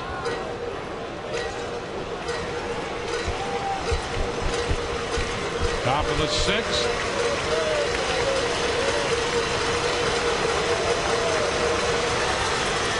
On and 2. Here it is. High. 2-2. Couple fastballs here to square the count. I like high, but I'd like to see him go up and in high off the plate, see if he chased, because his eyesight is out over the plate and down on everything. That's where he's been tracking. 2-2. And it's low. He tracked that one well. Everything's been away from him and down. There's nothing been hard in. But I think you got to go with your changeup here. Throws one like he did to Moeller and then strike him out. Yeah, he threw 2 great changeups to Moeller. Reimold at third and Wigginton at first. 2 outs. 3 balls, 2 strikes. The count to Felix PA. 3-2. It does give Ibar a chance to be behind the runner at least. The pitch. Ball 4. The bases are loaded. So PA draws the walk, and what that does is not only load the bases, but it brings up Brian Roberts, and it also gets Joe Madden up out of the dugout to make the pitching change. So Shields goes 5 2/3. We'll be back with a new pitcher in a moment.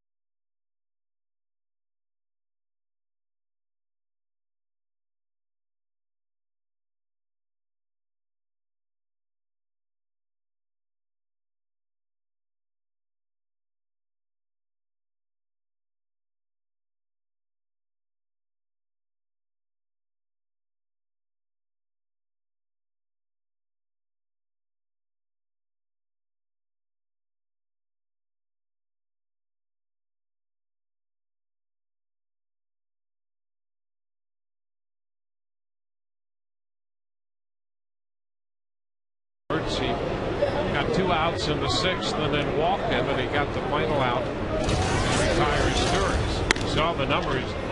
Roberts 2 for 3 against Cormier lifetime with the walk.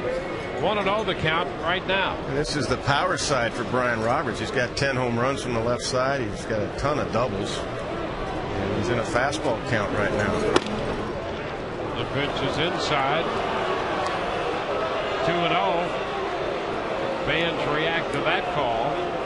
The plate has been a little wide tonight, but that's not unusual. Nelson can be a little forgiving in that department.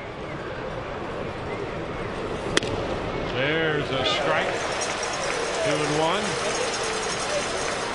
That's to say, he views the strike zone as a living, breathing thing. That's right. 2-1 now.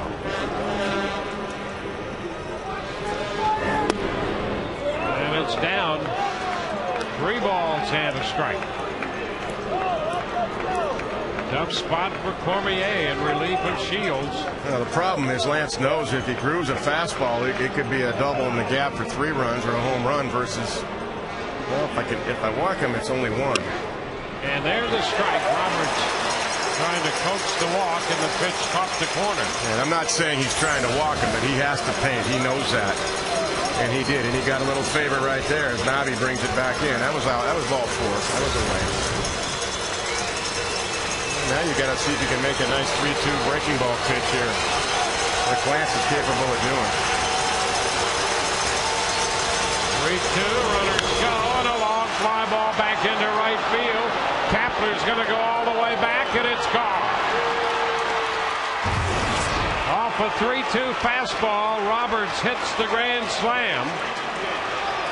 A grand slam home run for Roberts, his 12th home run of the year. And just like that, it becomes a 5-1 Baltimore lead. Yeah, I mean, you'd rather see the walk. That's what I was talking about than a 3-2 grooving fastball. You've got to be able to throw a curveball in that count to Brian Roberts. We talked about it in the pregame. We talked about it the whole game. We talked about it before that last pitch. And replay. One swing, and the Orioles have a 4-run lead. No way he sees a fastball in that count. No way. Not for a strike. Takes it down. See, if you end up walking him, it's bad, but it's a one-run game with his tourist out. That's the one guy in the lineup, other than Markakis, it can kill you, especially left-handed.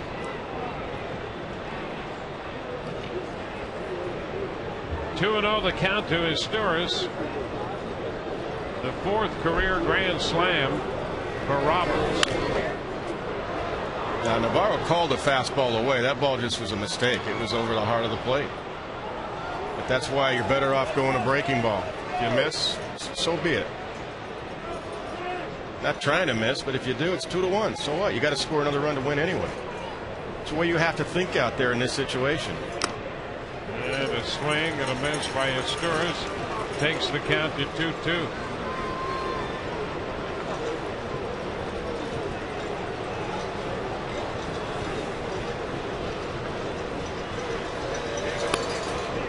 Low. 3 balls, 2 strikes.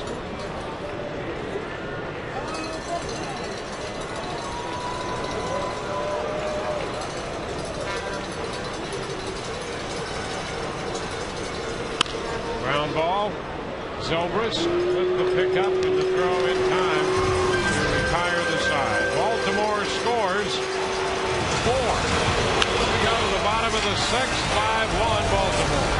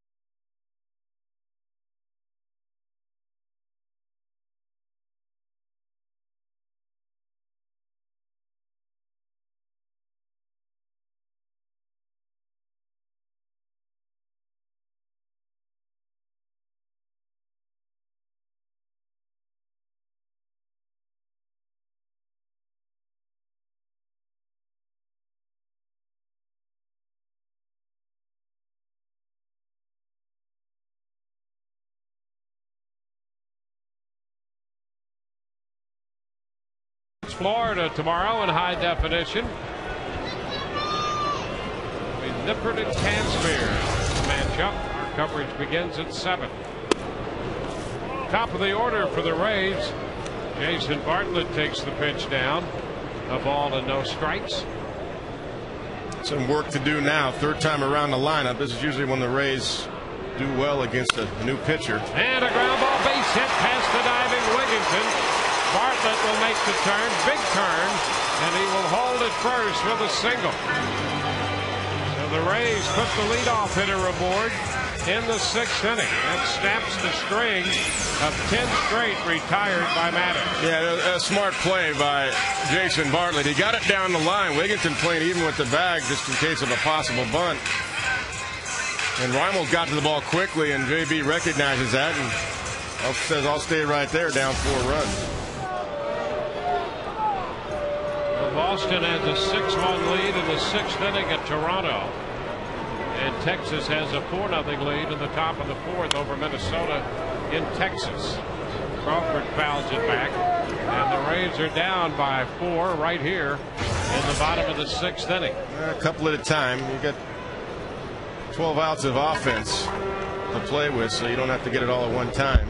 A couple at a time, you make it closer as the game gets later on. Crawford pops it up, foul ball, headed straight back. That's going to be foul. Out of play, and the count is 0-2. All of the runs turn out to be unearned, but that's just academic right now. 4 unearned runs in the top half of the 6th.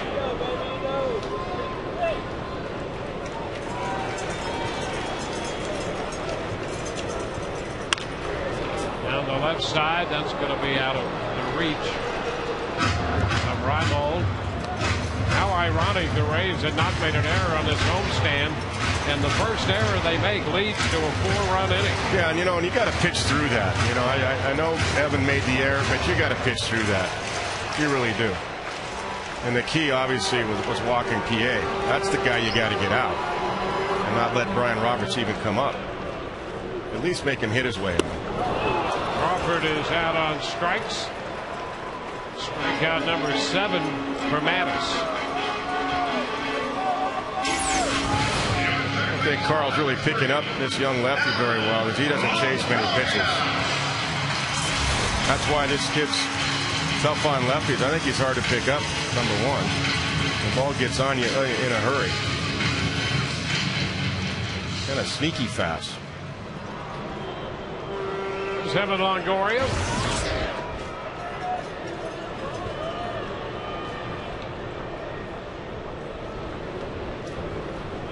Evan has doubled and struck out tonight. Takes a breaking ball in there, strike 1.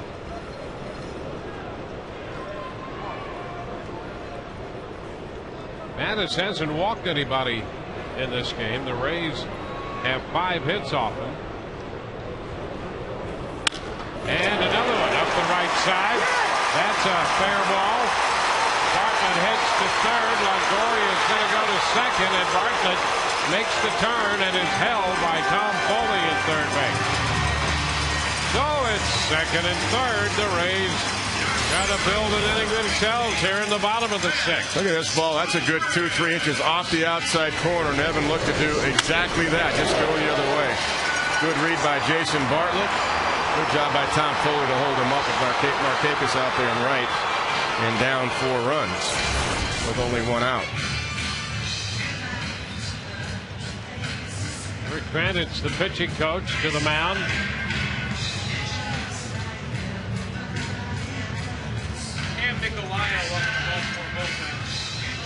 Ben Zobrist will be the hitter, and the Orioles now have some action in their bullpen. That's Cam Michalio, or Michalio actually. He worked in the game here on Tuesday night. Look at those numbers in a short time he's been here in the big leagues. He needs an earned run average besides zeros. Now here's Ben Zobrist. Looks at one low and outside.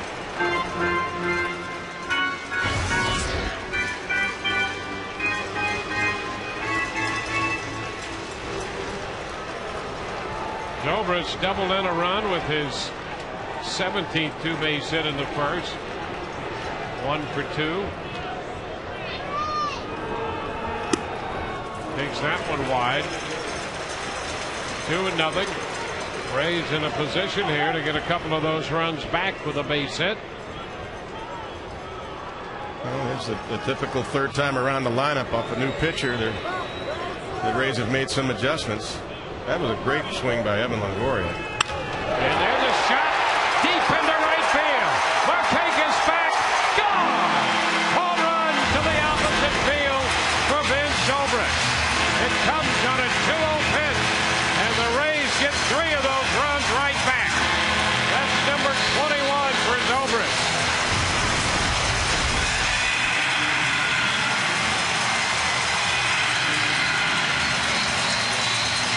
How about Zobrist? It's now 5-4. Yeah, very special. There's that fastball that he's been trying to hit the outside corner, and Ben just went with it. Real compact swing, quick finish. Jumps off his bat opposite field. So it's now 5-4, and that's going to be it for Mattis. He works 5 1/3. The call will go to the bullpen for the tall right-hander. It's 5-4 Baltimore on the heels of the home run by Zobrist.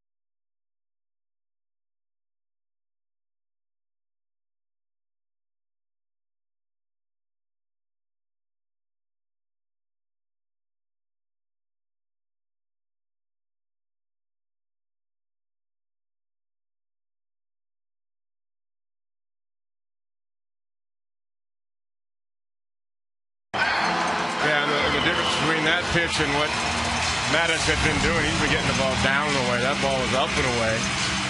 And Ben wasn't looking in. He was looking out over the plate to go that way. And really, I'm sure Ben was thinking, I'll take a nice base hit to right center and get 2 runs. Instead, it just carried out of the ballpark. Nice short swing. Cam Michelayo, the new pitcher. And the first pitch is outside to Pat Burrell. 1-0 now. Michelayo on for the 6th time. He was just recalled from Norfolk.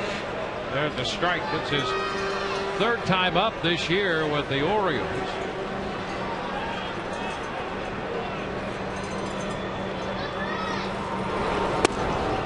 And a strike. 1-2.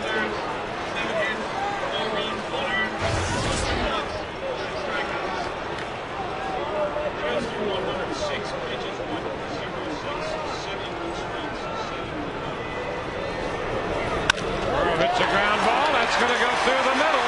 Base hit into center.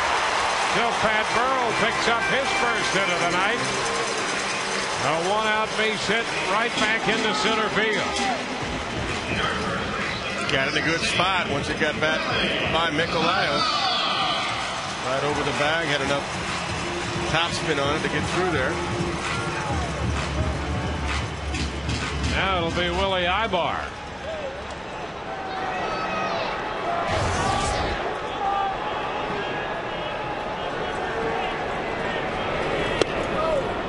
Takes a strike.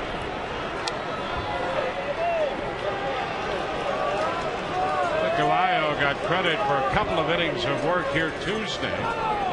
Chalked up 4 strikeouts and an intentional walk.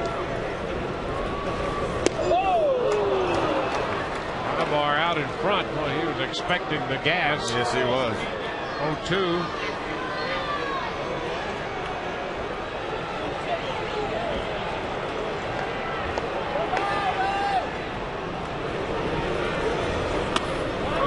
Down. 1 ball, 2 strikes. Carlos Pena is on deck now. He would hit for Kapler.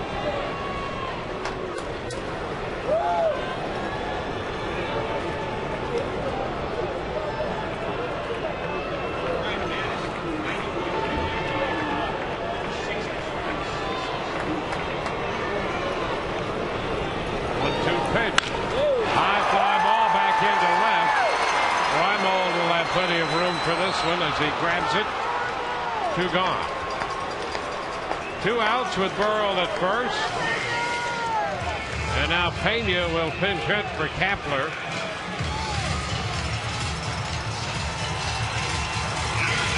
So this means the Rays will do some shuffling defensively when we move into the 7th. Ibar had started at first. Now Pena hits for Kapler, who was in right field tonight.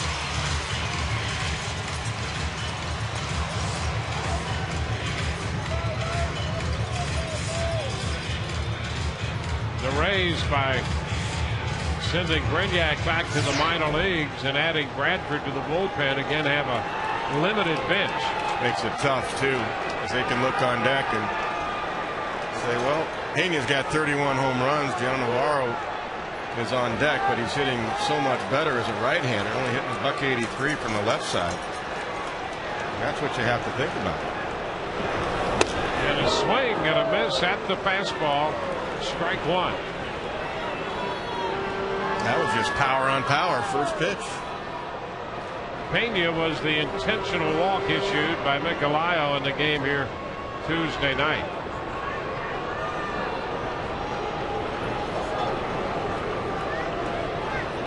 0-1 the count right now.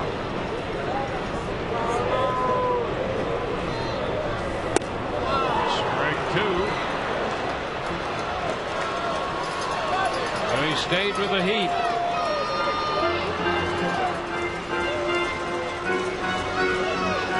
Rays with 3 runs home in the bottom of the 6th. They trailed by 1.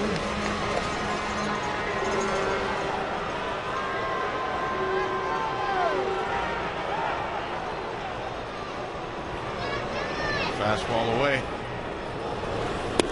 And he takes it out there.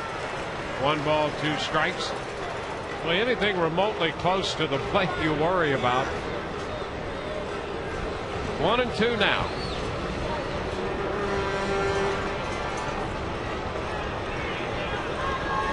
Yeah, after those first 2 swings on fastballs, I'm not sure you want to go anywhere else but the fastball. That's what Moe's calling again. And it's down. 2-2.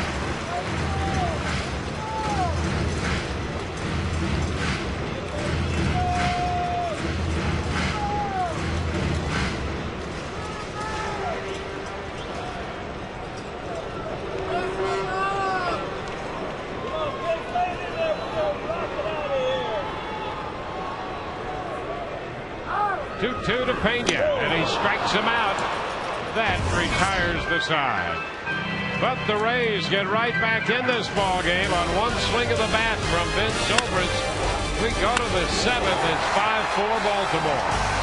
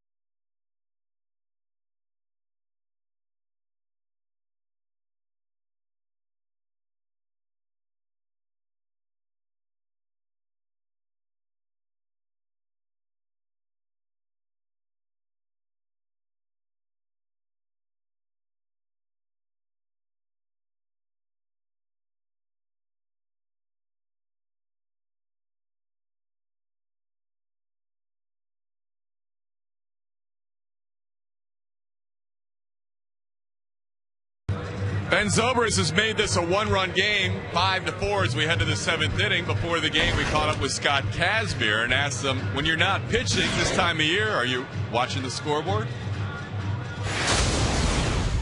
I'd be lying if I said I wasn't. So, yeah, it gets to the 6th, 7th inning in our game. You start looking up just to see where they're at. But, I have the privilege of doing that because I'm not playing the game at that time. So, but if you're in the game and, if it's my day to pitch, that's the last thing I'm thinking about. Kazmir and the Rays watching to see if Minnesota can come back on Texas yet again as the Rangers come in town tomorrow. Guys, back to you. All right, we go to the 7th inning with Lance Cormier facing Luke Scott. The first pitch is a breaking ball down. 1 ball, no strikes. Boston up on Toronto 7-1. They're in the bottom of the 7th in Toronto. Texas has the 4-1 lead. Top of the 5th on Minnesota. The game in Arlington, Texas. That's one of those with Boston. If you don't get Nippert early, or Lester early, you're in trouble. They got one of them. Defensive changes, Pena and Gross in the game. That's a strike to Scott. 1-2, and as we referenced in the bottom of the 6th, the Rays have limited maneuverability with the bench. So when he pinch hit for Kapler, he burns another guy on the bench by inserting Gross. The only other alternative would be to keep Gross on the bench maybe for later and move Zobrist out to right and have Ibar at second, but you weaken yourself defensively there if you do that late in the game. When down a run, I thought you might do that. Try to get one more at bat out of Ibar because you do have the limited bench. You put Ben in right field, but Joe elects to go the other way. And so now, with the bench set up, they have Zahn on the bench, and that's it. Always reluctant to let go of that backup catcher. Yep. Unless you just have to. If you're up a run, I could see him definitely putting Gross out there and keeping your infield intact, but you're down a run. Well, Scott draws the walk to open the 7th. It's Russ Springer in the bullpen for the Rays. Nick Markakis will be the hitter. Yeah, you can't go too far. You got 3 back here with the 3-run home run. You can't give up anything. You got to put a 0 up there. And I'm sure Joe's going to manage it that way. Markakis 2 out of 3 on the night. The pitch is inside from Cormier.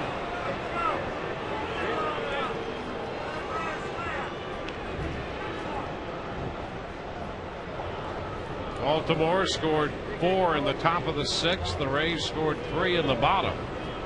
We're now in the 7th. Cormier misses upstairs, and he's behind Markakis 2-0. And here comes Jim Hickey, the Rays pitching coach. Cormier has been so solid for the Rays all year. Boy, the early part of the season, he was just spot on, and almost every time out there, he's been very good. But he's walked Scott here in the 7th and is behind Markakis. Yeah, now with Luke Scott on first base, who has no attempts at running all season long, none, in a 2-0 count. Again, I think Carlos Pena could play behind him because Nick Markakis is in a hitter's count here, a free swing, if you will. If he wants to try to air one out and pull it, he can. 2-0, and it's high. 3-0. Cormier missing with his breaking stuff. He mixed the last pitch with his fastball. 3-0. And he walks Markakis. And this is unlike Lance Cormier. Back-to-back walks. And Madden comes out to make the pitching change. That's going to be it for Cormier.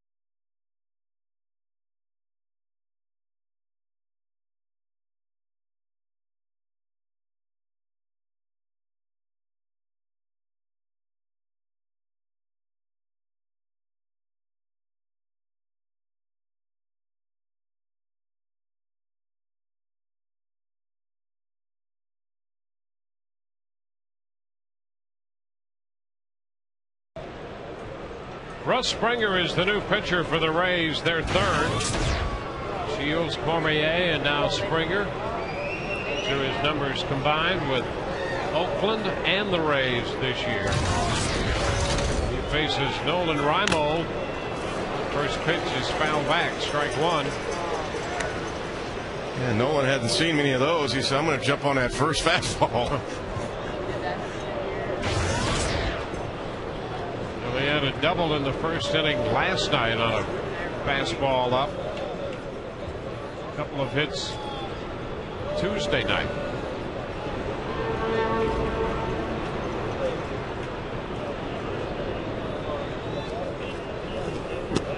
Down and away.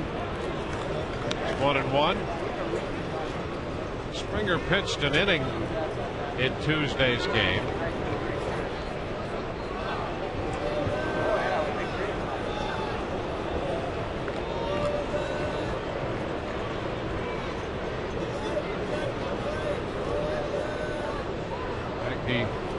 Face Reimold doubled off him. There's a foul ball. It's 1-2. Springer got Jones and Markakis, and then gave up a double to Reimold before he got Mora to end the 7th inning. The first game of this series.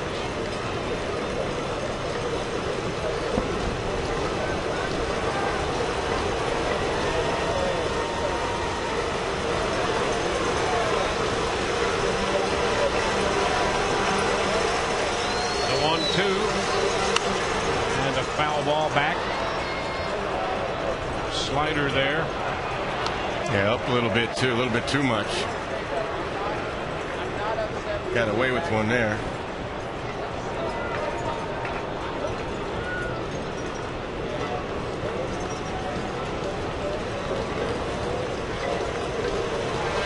One and two.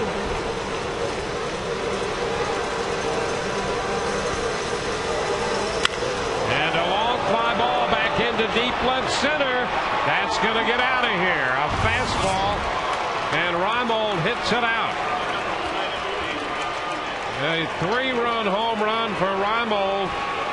Boy, he'd been very good on the fastball throughout this series, and he got a 1-2 fastball there and hits it out. Yeah, that's just not a good pitch. That's just a mistake. Look how high that is. I mean, you want that down and away, obviously, and got it up. And we talked about Reimold all 3 days here, that he can smoke a fastball, and he got one. I think, too, because Russ Springer hung the slider the pitch before. He probably didn't want to, do that again, so he felt more comfortable throwing his fastball, which is fine, but the location was not good. That makes it 8-4. Aubrey takes a fastball wide. That's the 11th home run of the year for Reimold. That ball jumped off his bat, but that's just not a good pitch. Just a mistake, and that's what big league hitters will do with mistakes. Fly ball center field. Upton goes back and makes the catch, and that's the first out of the inning. So again, the Rays are down by 4, this time in the top of the 7th inning. 4 runs charged to Shields, 1 earned in 5 2/3. Cormier will be charged with 3 runs and 1/3 of an inning. And Springer touched for the home run here in the 7th.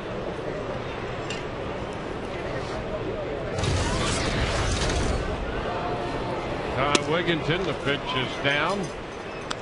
1 ball, no strikes.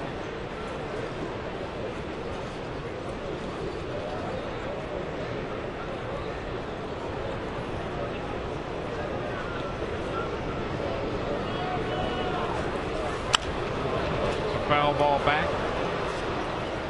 1-1 to count.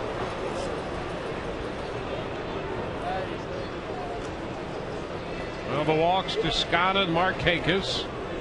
And then the 1-2 high fastball to Reimold, and Reimold hits it out. 1 out. 1-1 the count to Wigginton.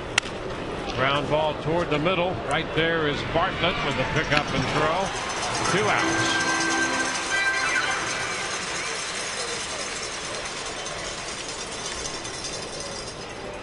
2 outs, bases empty for the catcher, Chad Moeller. Boy, if the Rays could, they would take 2 fastballs back. You got it. Tonight. The 3-2 fastball to Roberts, and then this 1-2 fastball to Raimo. Swing and a miss by Moeller. Strike 1. Yeah, the one to Roberts was, you know, as I said before, the pitch. That's when you want to throw the breaking ball. I know trying to go fastball away, but to me, breaking ball there. If you walk him, so what? You're only down 1. This guy's too good a hitter, too good a cripple hitter on fastballs over the heart of the plate. And he did exactly what I had feared he could do. 0-2 the count to Moeller. Grand slam. This one is foul up the right side. Well, the Rays will have 3 shots left if they need all 3, and they're going to try to overcome a grand slam and a 3-run home run.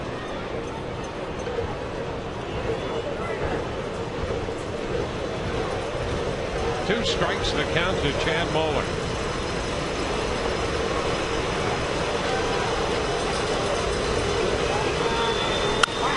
Fly ball toward the line and right. Gabe Gross is there. He makes the catch, and that retires the side. 3-run score on the home run by Raimo. Bottom of the 7th coming, 8-4 Baltimore.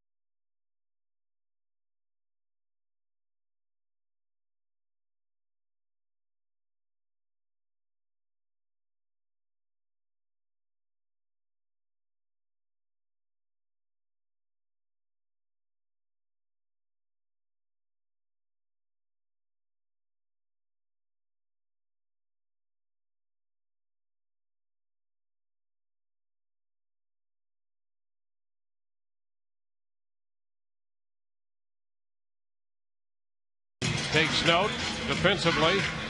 Adam Jones is in the game in center field. There's Jones. BA started in center. BA will move over to play left. So the Orioles trying to shore up the defense a bit here with BA in left, Jones in center, and Marquez still in right. And Navarro will lead off the bottom of the 7th. Offers to bunt and misses. Strike 1. Navarro, Upton, and then Bartlett. Cam Michelio on the mound, the tall right-hander.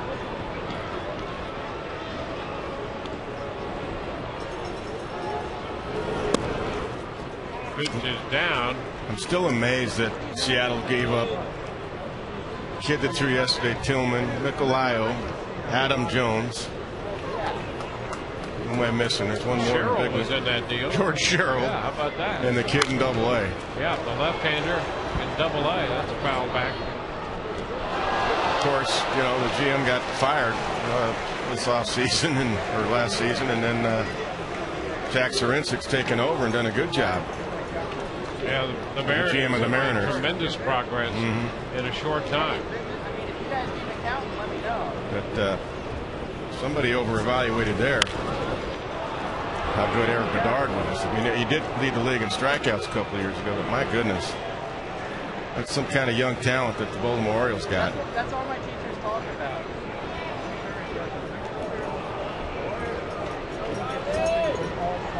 I got you. That pitch is down and in. 2-2.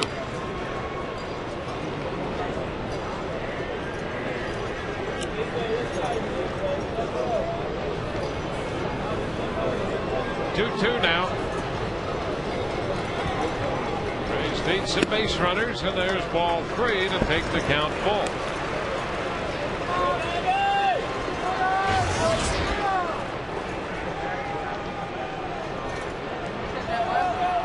Mattis worked 5 1/3, charged with 4 runs.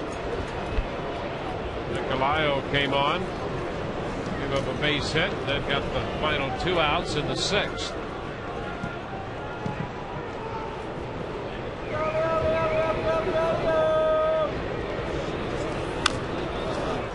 Foul at Navi's feet. We'll see another pitch.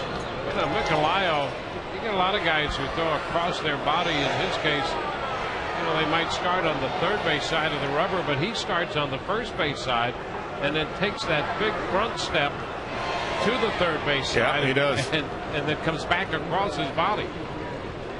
And I'll tell you, if he's on the other side, the third base side, doing that for a right-hand hitter, it's very difficult to pick up. The high pop fly, short center, and out the shortstop. Estura's out there in front of Jones. That's a tough play for the shortstop, but he made it.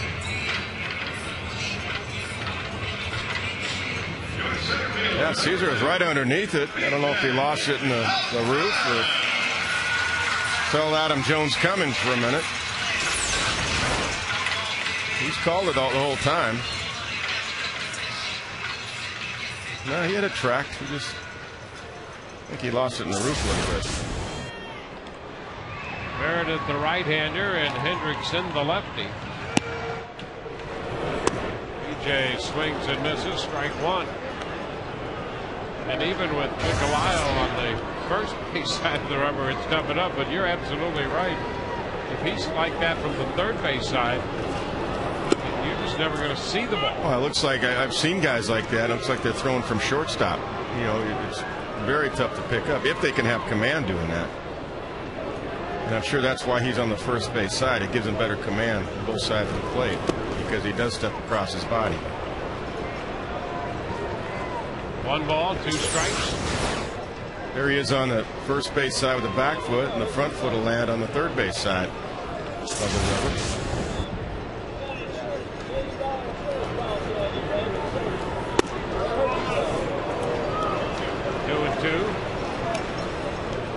Boy, that's gas at the knees.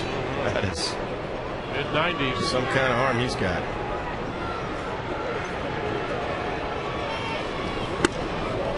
Upstairs.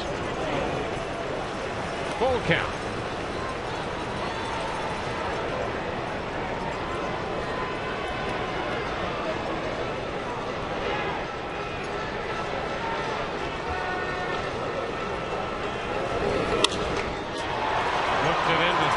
Center. He's going to get this one. Jones in front of Markakis takes it.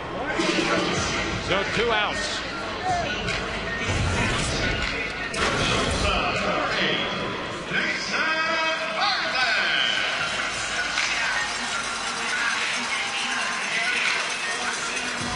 Back around to the top of the order for the Rays. Now with 2 gone, the base is empty. It's Jason Bartlett.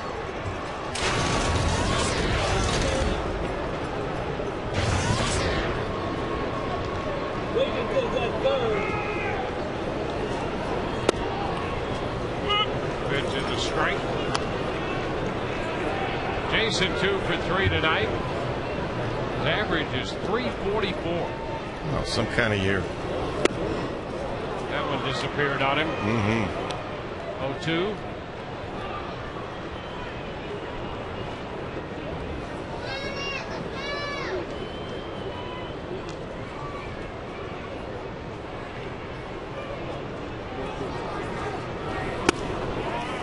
Pitch is up. 1 ball, 2 strikes.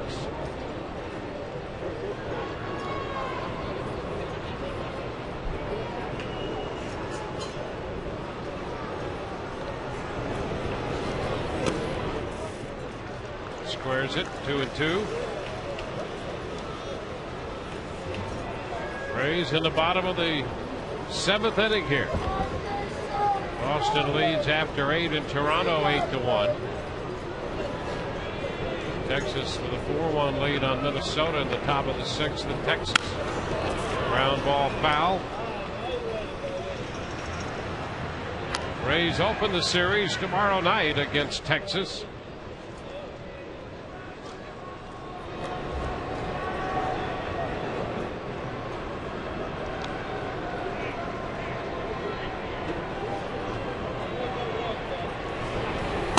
Upstairs.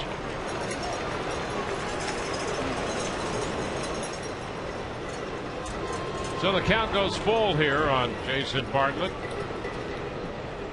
Jason in the top 10 in both on-base percentage and slugging percentage. 3-2 and the fastball by him to strike him out. 1-2-3 go the Rays. We head into the 8th. 8-4 Baltimore.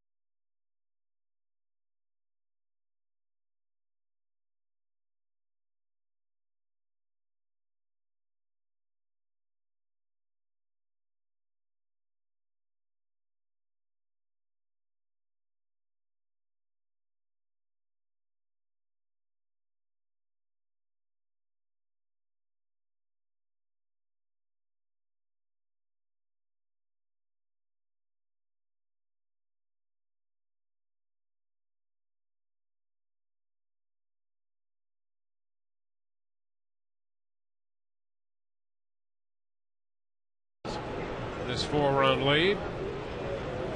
Randy Choate, the new pitcher for the Rays, and he'll face Felix Pie. A bouncer foul, strike 1. Choate's the 4th Rays pitcher. Yep, 39 games for Randy. ERA a little high still at 4.64.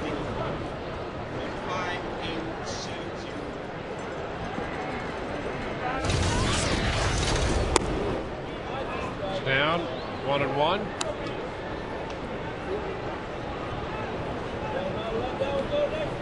15,870 here for the final game of the series against Baltimore. PA bunts back to the mound, and Choate throws him out. Choate to Pena, one away, and it's time for the stay in the game hold of the day, brought to you by Just for Men Hair Color. Grant Balfour and Dan Wheeler leading the bullpen, and holds with 13. Ron Schaus has 7. Choate, who's in there now, with 5. Middle relievers keep their teams in the game, and you too can stay in the game with Just for Men Hair Color. Brian Roberts. Roberts hit the grand slam in the 6th inning. It's right-handed right now and takes a pitch outside. 1-0.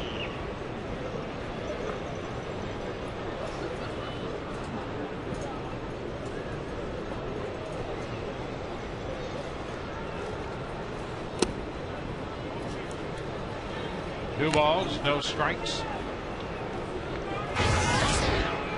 Shields 5 2/3, Cormier 1/3, Springer 1, and now Choate.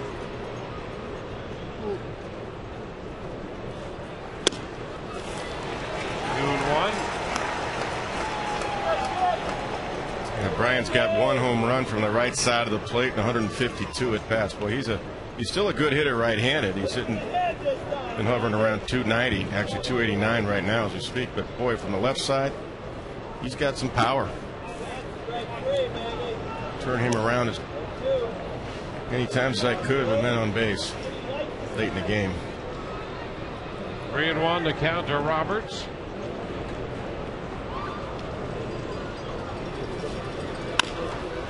Chop, third base side. Longoria makes the throw to first.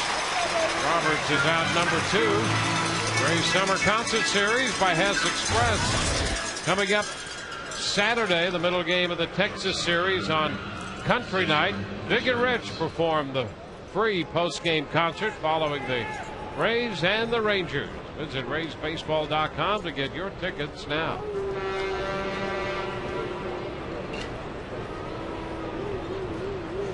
Two outs, base is empty for Cesar Izturis.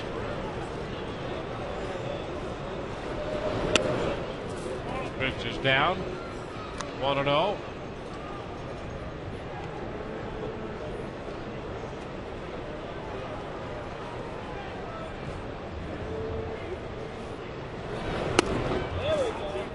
It's inside. 2-0. Shields gave up 4 runs, 1 earned. Cormier 3. All of those runs were earned. And Springer 1 earned run. Foul ball. 2-1.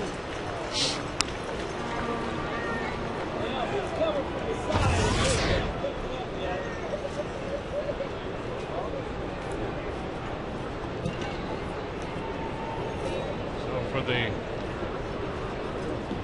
team, there are 4 unearned runs allowed. Individually, there's a base hit into left. Izturis is aboard. And individually, there will be 5 earned runs.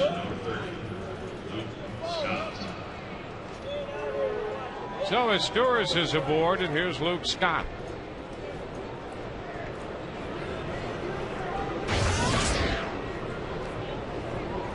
Scott's been on base 3 times.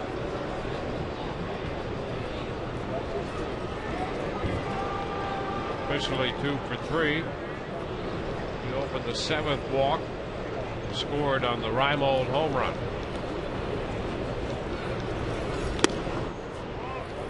It's ball 1. Rays with 6 outs left, facing a 4-run deficit. Yeah, Scott's had a good night. Tremblay puts him in. Dave Tremblay puts him in the 3 spot. He comes up with a couple of base hits and a walk and a run scored. Chopper to second. Zobrist with the toss to Pena. Retires the side. No runs, a hit. The man left. Bottom of the 8th coming. 8-4 Baltimore.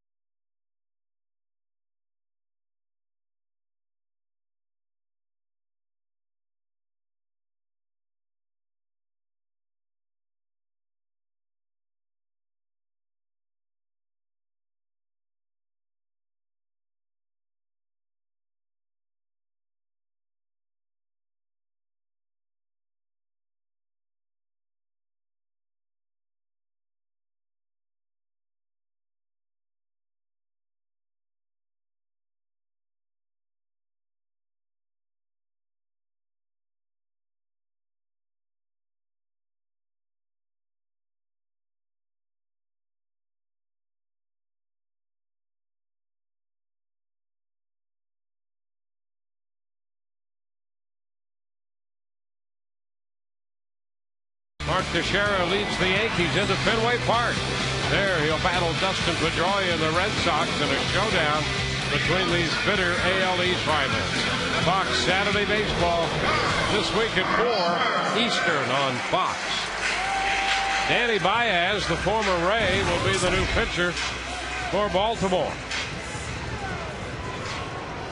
Boy, last time we saw Baez, he was lights out. He was throwing the ball great. Carl Crawford steps in against him and a base hit. First pitch fastball, and Crawford is aboard to start the bottom of the 8th. He got 6 outs of offense to play with. The right guy getting on to start it. Crawford on base for the first time tonight, and Evan Longoria will bat. As we know, Baez has a very good arm, and he'll throw that split. Sometimes it's more consistent than others. You see Boston a big winner in Toronto tonight. Evan 2 for 3 with a pair of 2 base hits and 2 runs scored. Pitch is down. 1 ball, no strikes.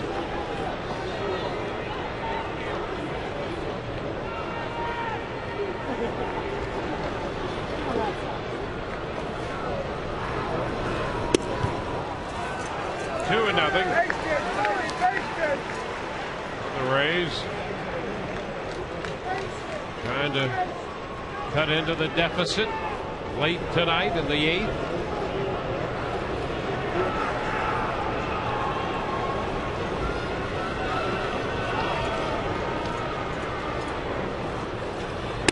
And that's ball 3 outside. 3-0. Bowler trots to the mound. Yeah, Baez is really going quick to the plate with a 4-run lead. I mean, if Carl Crawford steals it, so be it. And I think it's affected his control at home plate. Rushing himself. I'm sure that's what Chad Muller's talking about. And also, not that Longoria will swing here 3-0, but never take that for granted. Down 4 runs. I think it's more about rushing himself. Can't worry about Crawford now. We've got a 4-run lead. 3-0 pitch, and he gets a strike on a fastball. 3-1.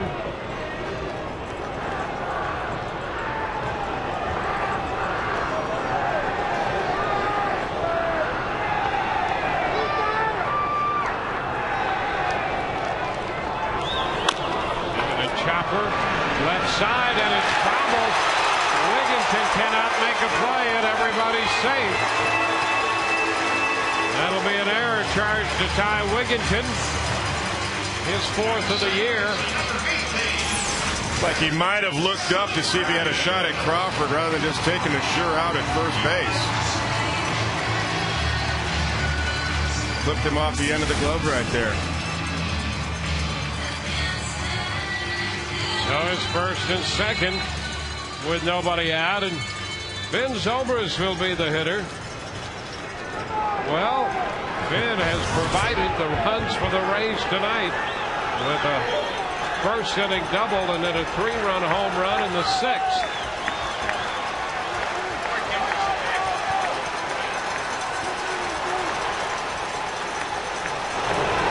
The pitch is down, blocked by Moeller. 1-0. Here's the home run in the 6th inning off the starter Mattis. And a 2-0 fastball out.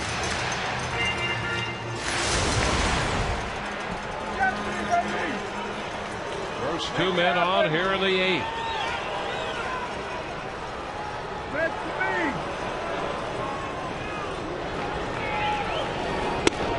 That's inside. He's up in the count now. 2-0. And he'll be very, very selective right here.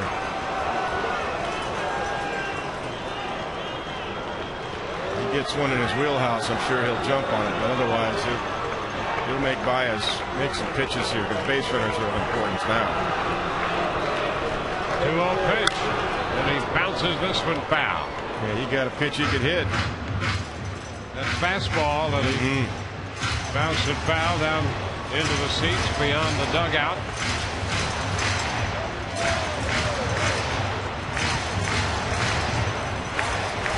A 3-run home run right-handed. Wants to do one successive at bats, hit one left-handed. 3-run homer. 2-1 count. The pitch. And he bounces this one foul. Another fastball. It's 2-2 now.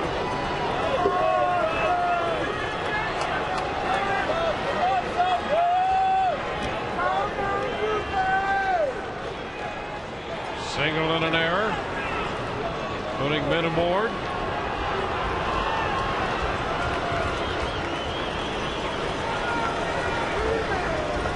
Going, please help me out. Help me out. Pick me up. 2-2 to Zobrist. Here it is.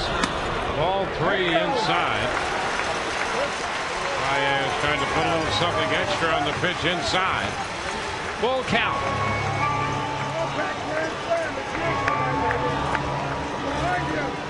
Can't really afford to run here either, even though you got Carl Crawford at second base down 4.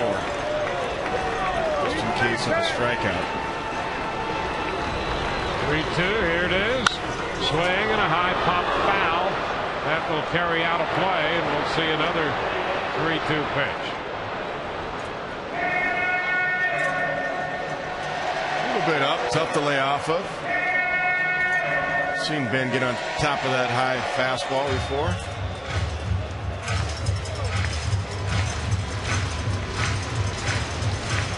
Zobrist homered last night from the left side. He has a home run tonight from the right side.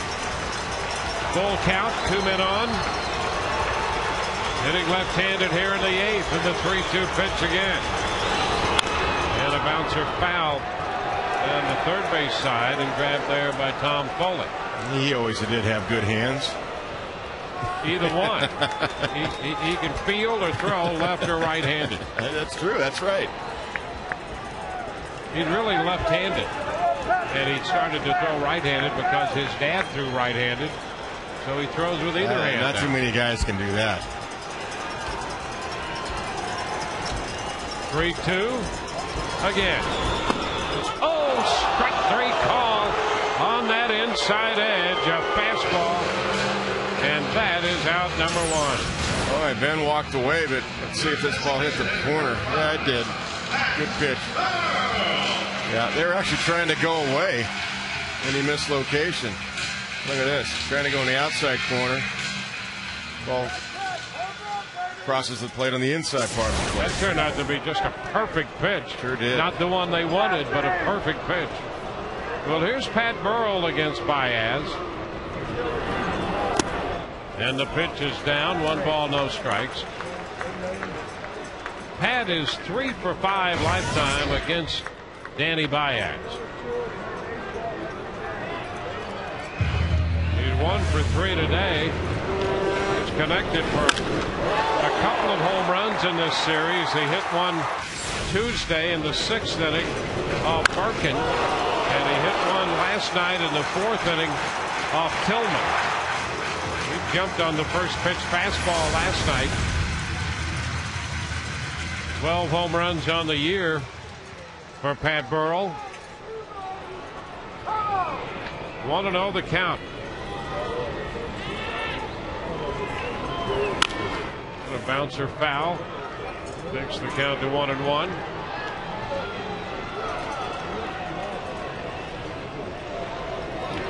Ray's got 4 off Mattis.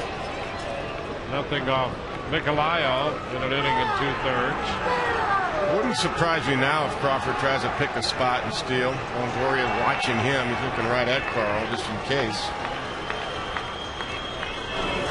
Ground ball, base hit through the hole. Crawford's going to go to third, and they will stop him there. The bases are loaded.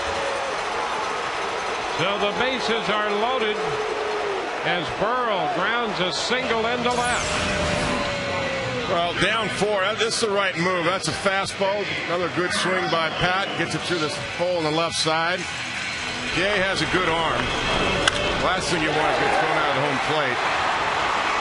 Carl is held up right away by Tom Foley because the tying run comes to the plate. That's the right move by Tom Foley. I know it sounded like some fans disagree with that, but that's the right move. Well, Gabe Gross is due up. And Mark Hendrickson, the left-hander, is going to get the call from the bullpen. We'll be back in a moment.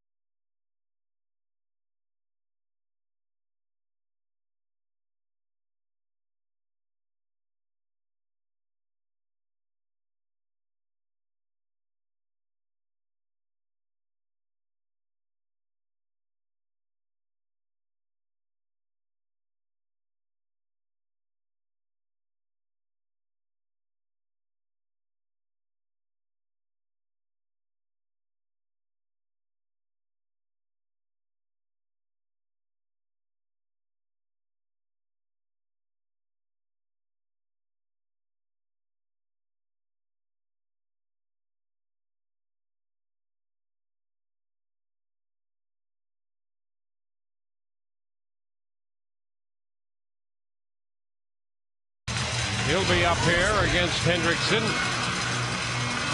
The split for Hendrickson. He has been better, as one would expect, against lefties.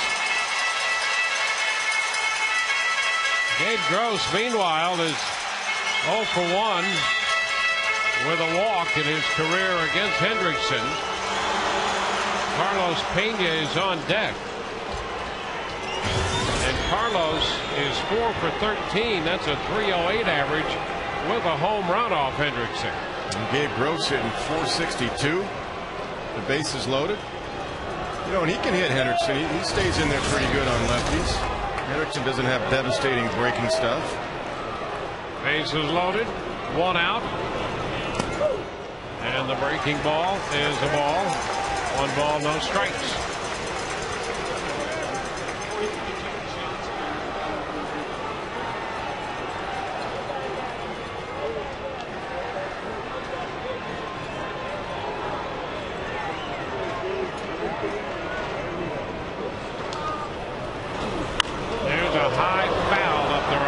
Out of play, and it's 1-1. The Orioles do have Jim Johnson, who's been closing for them. He's back. He had left the club for the arrival of his first child, a daughter, Abigail Grace, and there's Johnson right now loosening in the bullpen. 1-1 to count on Gabe Gross.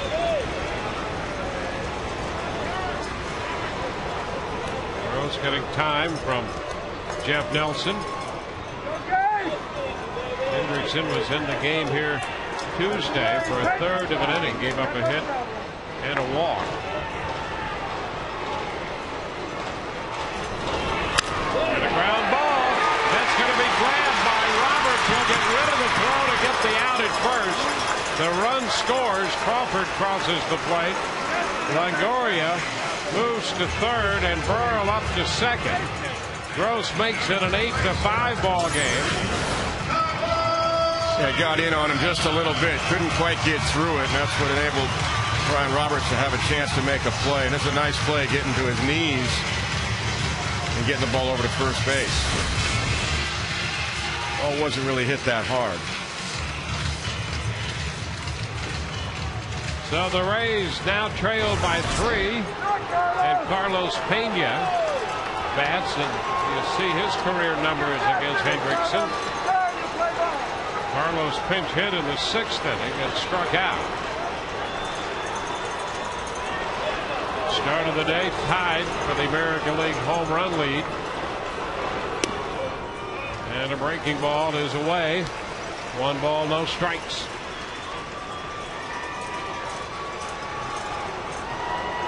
Get nervous, Hendrickson! He's out of here, baby! Crawford has scored. Dorian reached on an error. Burrow has singled at second base. Want to know the count.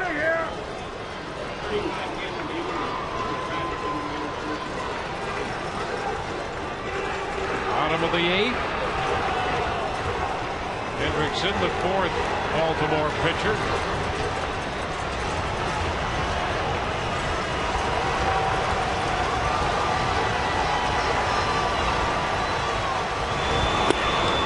And that's a strike on the inside part of the plate.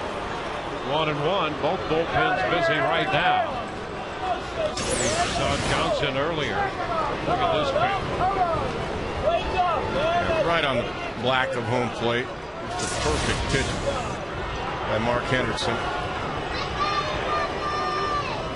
A 1-1 count. Make a lot of money if you can pitch like that, you know. Yep.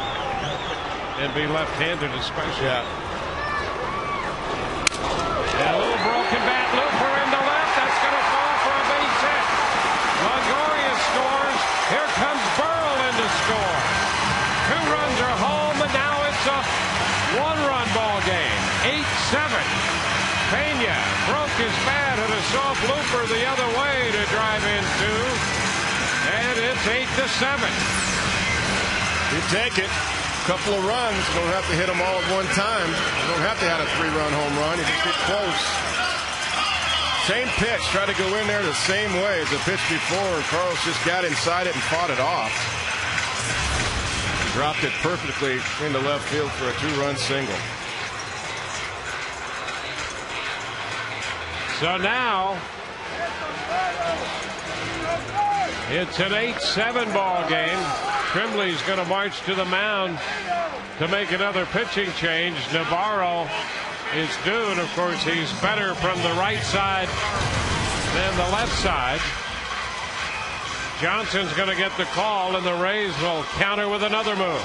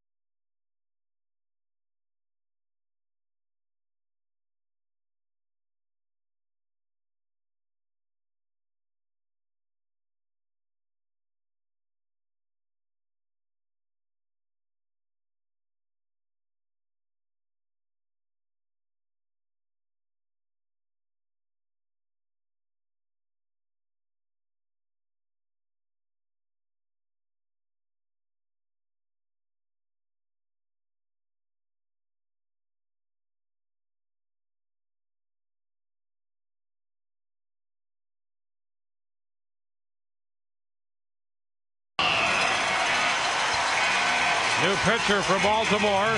Trimley wants his closer, Jim Johnson. He's on with Navarro due, but Zahn will pinch hit for Navarro. Pretty good numbers for Jim Johnson. 2.93 earned run average in 48 games. Maybe little magic, hoping that Zahn can do what he did the other day when he pinch hit against the Blue Jays.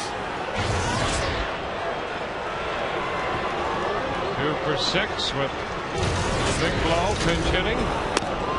And he takes a pitch outside that came against Brandon League and the Blue Jays. The grand slam home run.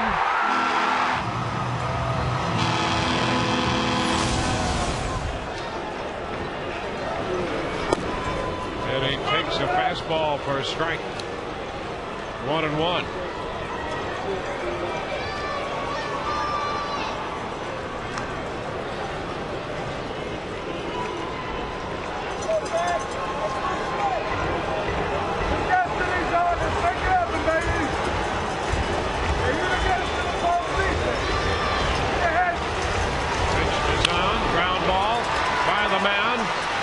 Stewart back of the bag at second with a throw to first to retire the side. The Rays scored 3.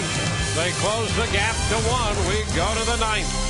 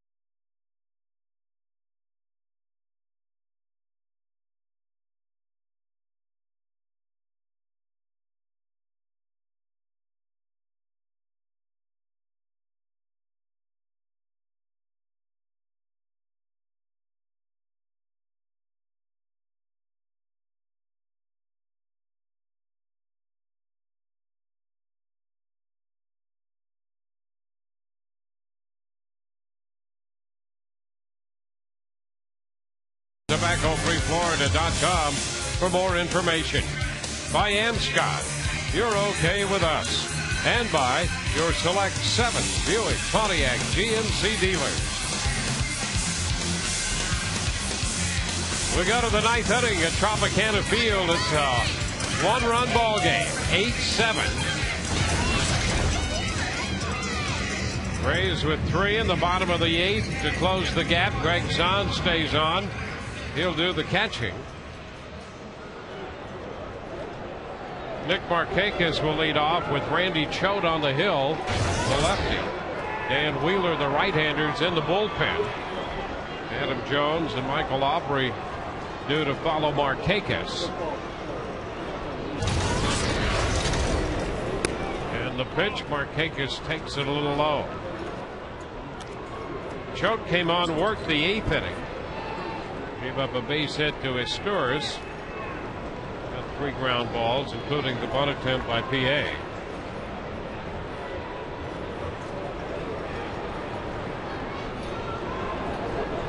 Markakis has been on 3 times and takes that pitch for a strike. Single to center in the 1st and 3rd innings against Shields. He walked in the 7th.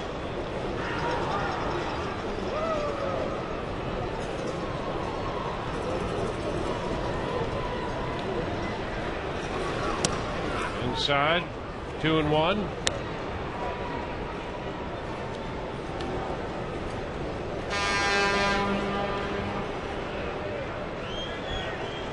Rays scored a run in the first. Baltimore tied it with a run in the fifth. They put up 4 in the sixth. The Rays 3 in the bottom of the inning. The chopper to the right side. Zobrist makes the play with a toss to Pena.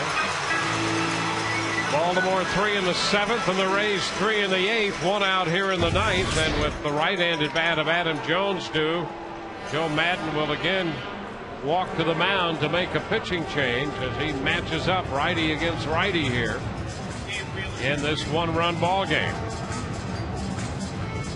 So Shields worked 5 2/3. He gave up 4 runs, 1 earned on 7 hits.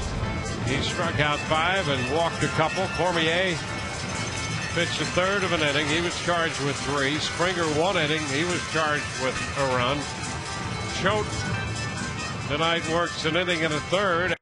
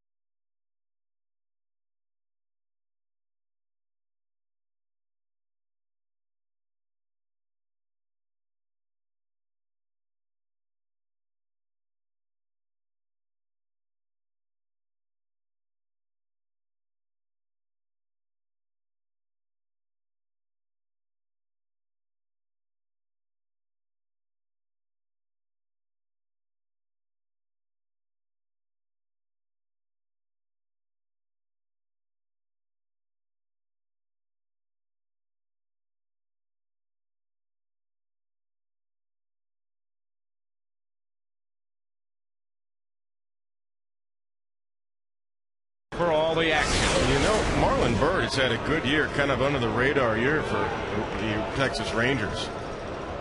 And Josh Hamilton, of course, back healthy in the lineup, hasn't had the monster year he did a year ago. There's Adam Jones. And Wheeler's pitch is a fastball a little bit outside. Jones, with his first at bat tonight, he did not start. He's had a breakout year for Baltimore.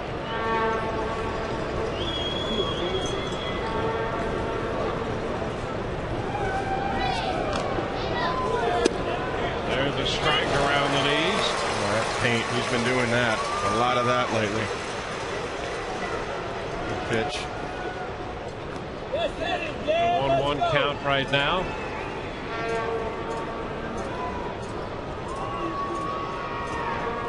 Five pitchers for the Rays, 5 pitchers for the Orioles in this game. And a ground ball, third. Bobble picked up by Longoria, and he makes the play. Evans stayed with that one. So Jones grounds out for the second out in the ninth. Yeah, good play to stay with it. A little crossover step. Kind of took a big hop right there, got him in the heel of a glove, but he stayed with it and threw a bullet over there at first.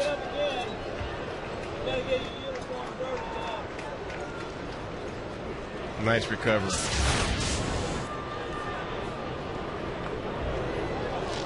And that will bring up Michael Aubrey. Aubrey starting at first base tonight. And the pitch is a strike around the knees. Just got Aubrey out of the Cleveland organization.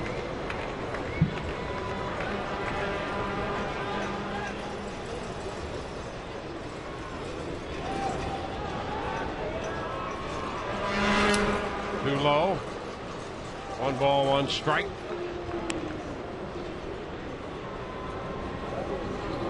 Aubrey pinch hit in the game Tuesday. And a base hit against Grant Balfour.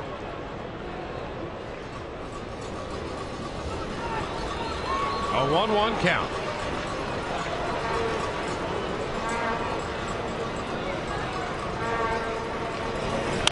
And a foul back, a fastball. That makes it 1-2. This is the first time Wheeler and Aubrey have faced each other. See too many guys choke up like that anymore, like Aubrey does. Everybody seems to want to be on the end of the bat. Yeah, I really think that's a great idea too. 1-2, down and in. And he does it not just because he has 2 strikes. That's the way he hits all the time.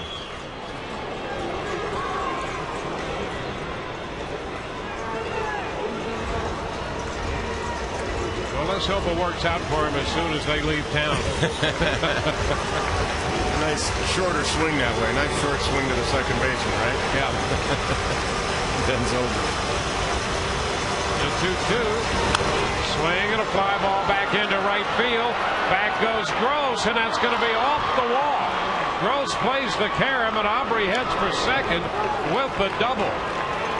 Well, Aubrey hit that one high off the wall in right center field. A 2-out double. Well, that was a nice short swing. Little slider looked like right there, just a contact swing. All jumped off his bat. Fortunate right there that one stayed in. About 2 feet from going out of the ballpark. So now Aubrey's at second with 2 outs, and Ty Wigginton is the hitter. These 2 guys were traded for each other, Wigginton and Wheeler. Pitch. Oh, what a block right there by Zahn, getting out there to stay in front of that one. Boy, he got that right leg down, the right knee down first to keep it in front. Watch this. Push off the left leg, get the right knee down first. That's textbook right there. That's how you keep it down in front. If the left knee goes down first, that ball goes off his chest protector toward the dugout. Excellent. 1 ball, no strikes.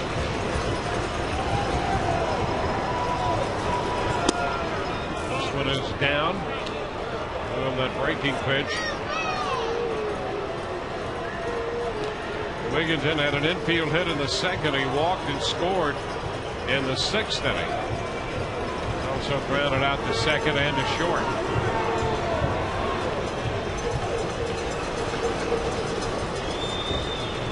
Two and 0 the count. There's a strike. 2-1. Well, all of these pitches have been designed to have some kind of bend to them, a little wrinkle.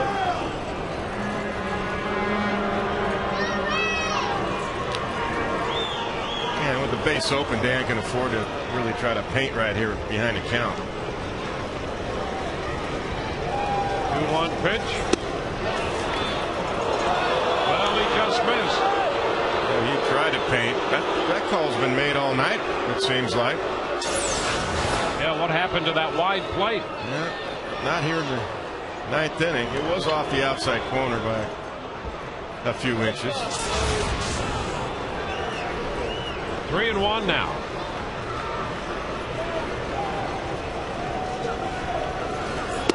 There's a strike. Fastball. So a full count.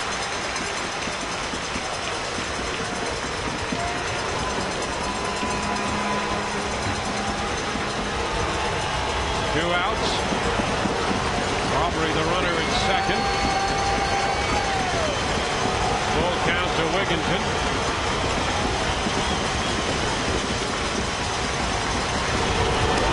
And strike 3 call. He got him. He threw him a slider 3-2 and got him looking. No runs ahead, 1 left. We go to the bottom of the 9th. 8-7 Baltimore.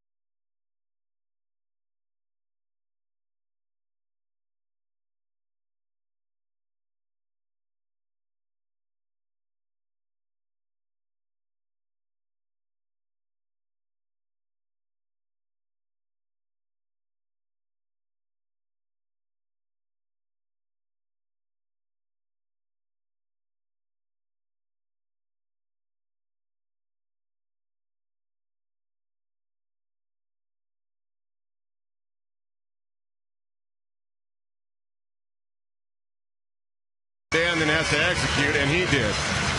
That is a perfect 3-2 pitch. With the game really on the line, and you don't want it opened up. I mean, it's a one-run game. That's a big difference right there. It's Major League Baseball is what that is. Well, you've got to be able to throw breaking balls in hitters' counts. Here's B.J. Upton now. He bunts and pops it up, and Johnson's going to make the catch for the out. So B.J. trying to bunt his way on to get something started here in the ninth. Pops out. Yeah, you know, the thought process was fine. You just got to make sure that you bunt it foul on the ground down the third base line if that's the way you're going.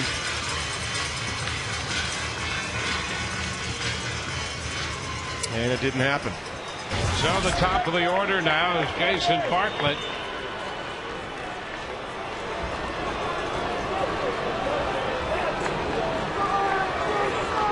Jason, 2 hits in this game, and he takes the pitch inside. The Rays down by 1 with 2 outs left. The thing on a first pitch bunt, that's all fine and good. Just make sure you get it down the third base line. If it rolls foul, no problem. Foul ball, 1-1.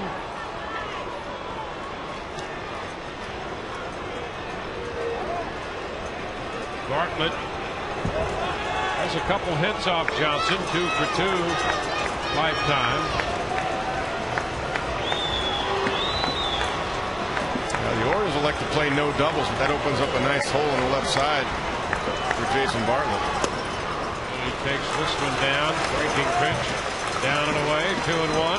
See Wigington hugging the third base line right there. Plus he's playing close just in case of a bunt attempt. There's a nice hole over there between short and third. And there's a little loop for a base hit. Bartlett, a soft line drive out of the reach of Roberts for his 3rd hit. And the Rays have a base runner with 1 out of the 9th. Well, he fought it off. He got inside it. They tried to come in on him, and Jason brought his hands in and drops it over Brian Roberts' head for the single. Now it's Carl Crawford.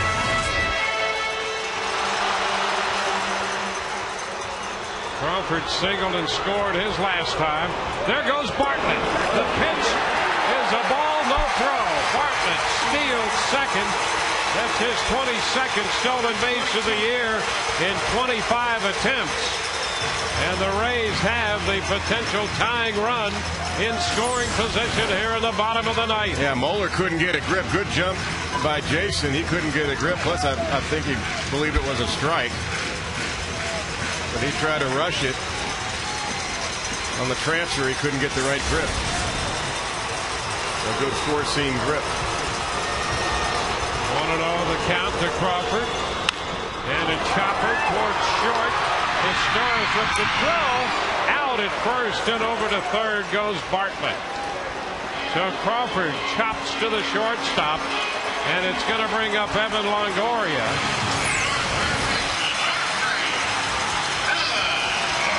Sure, pretty smooth shortstop. Always has been. Just gets Crawford by a half a stride as he's in the air. And that's a routine play, and Carl made that very close.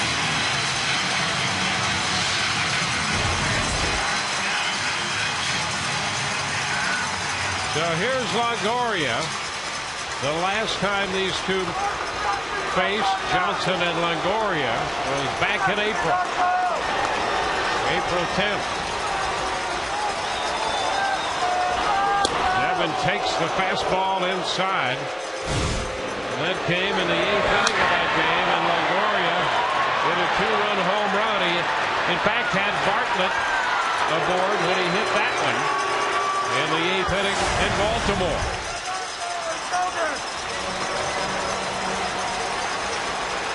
Want to know the count? It's low, blocked by Moeller. 2 balls, no strikes. And Moeller got a little fortunate there, too. That ball just skipped right up into him. Look at this. He's late getting down. I mean, he's late. His knees aren't even down yet. Turned his head, and his ball went right in his glove. 2 balls, no strikes. The pitch. He fouls it off the facing of the dugout, third base side. 2-1. Marvin singled with one out, stole second, went to third on the ground ball. Raised down by a run. Longoria with a 2-1 count. These are situations the great hitters want to be in right here. Jason Bartlett at third base, a tying run. Longoria loves this situation, I guarantee you. There's going to be in a lot of them in his career. 2-1, a wave and a miss on the fastball. That in the mid-90s. All had some sink and tail to it. Talking about a tough pitch. Yeah, it was. Johnson just threw one. 2-2.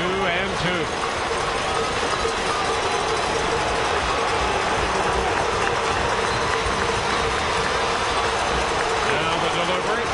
Swing and a miss. It's all over. Johnson strikes out Longoria, and the Rays come up 1 run short tonight. It's an 8-7 final as the Orioles hang on.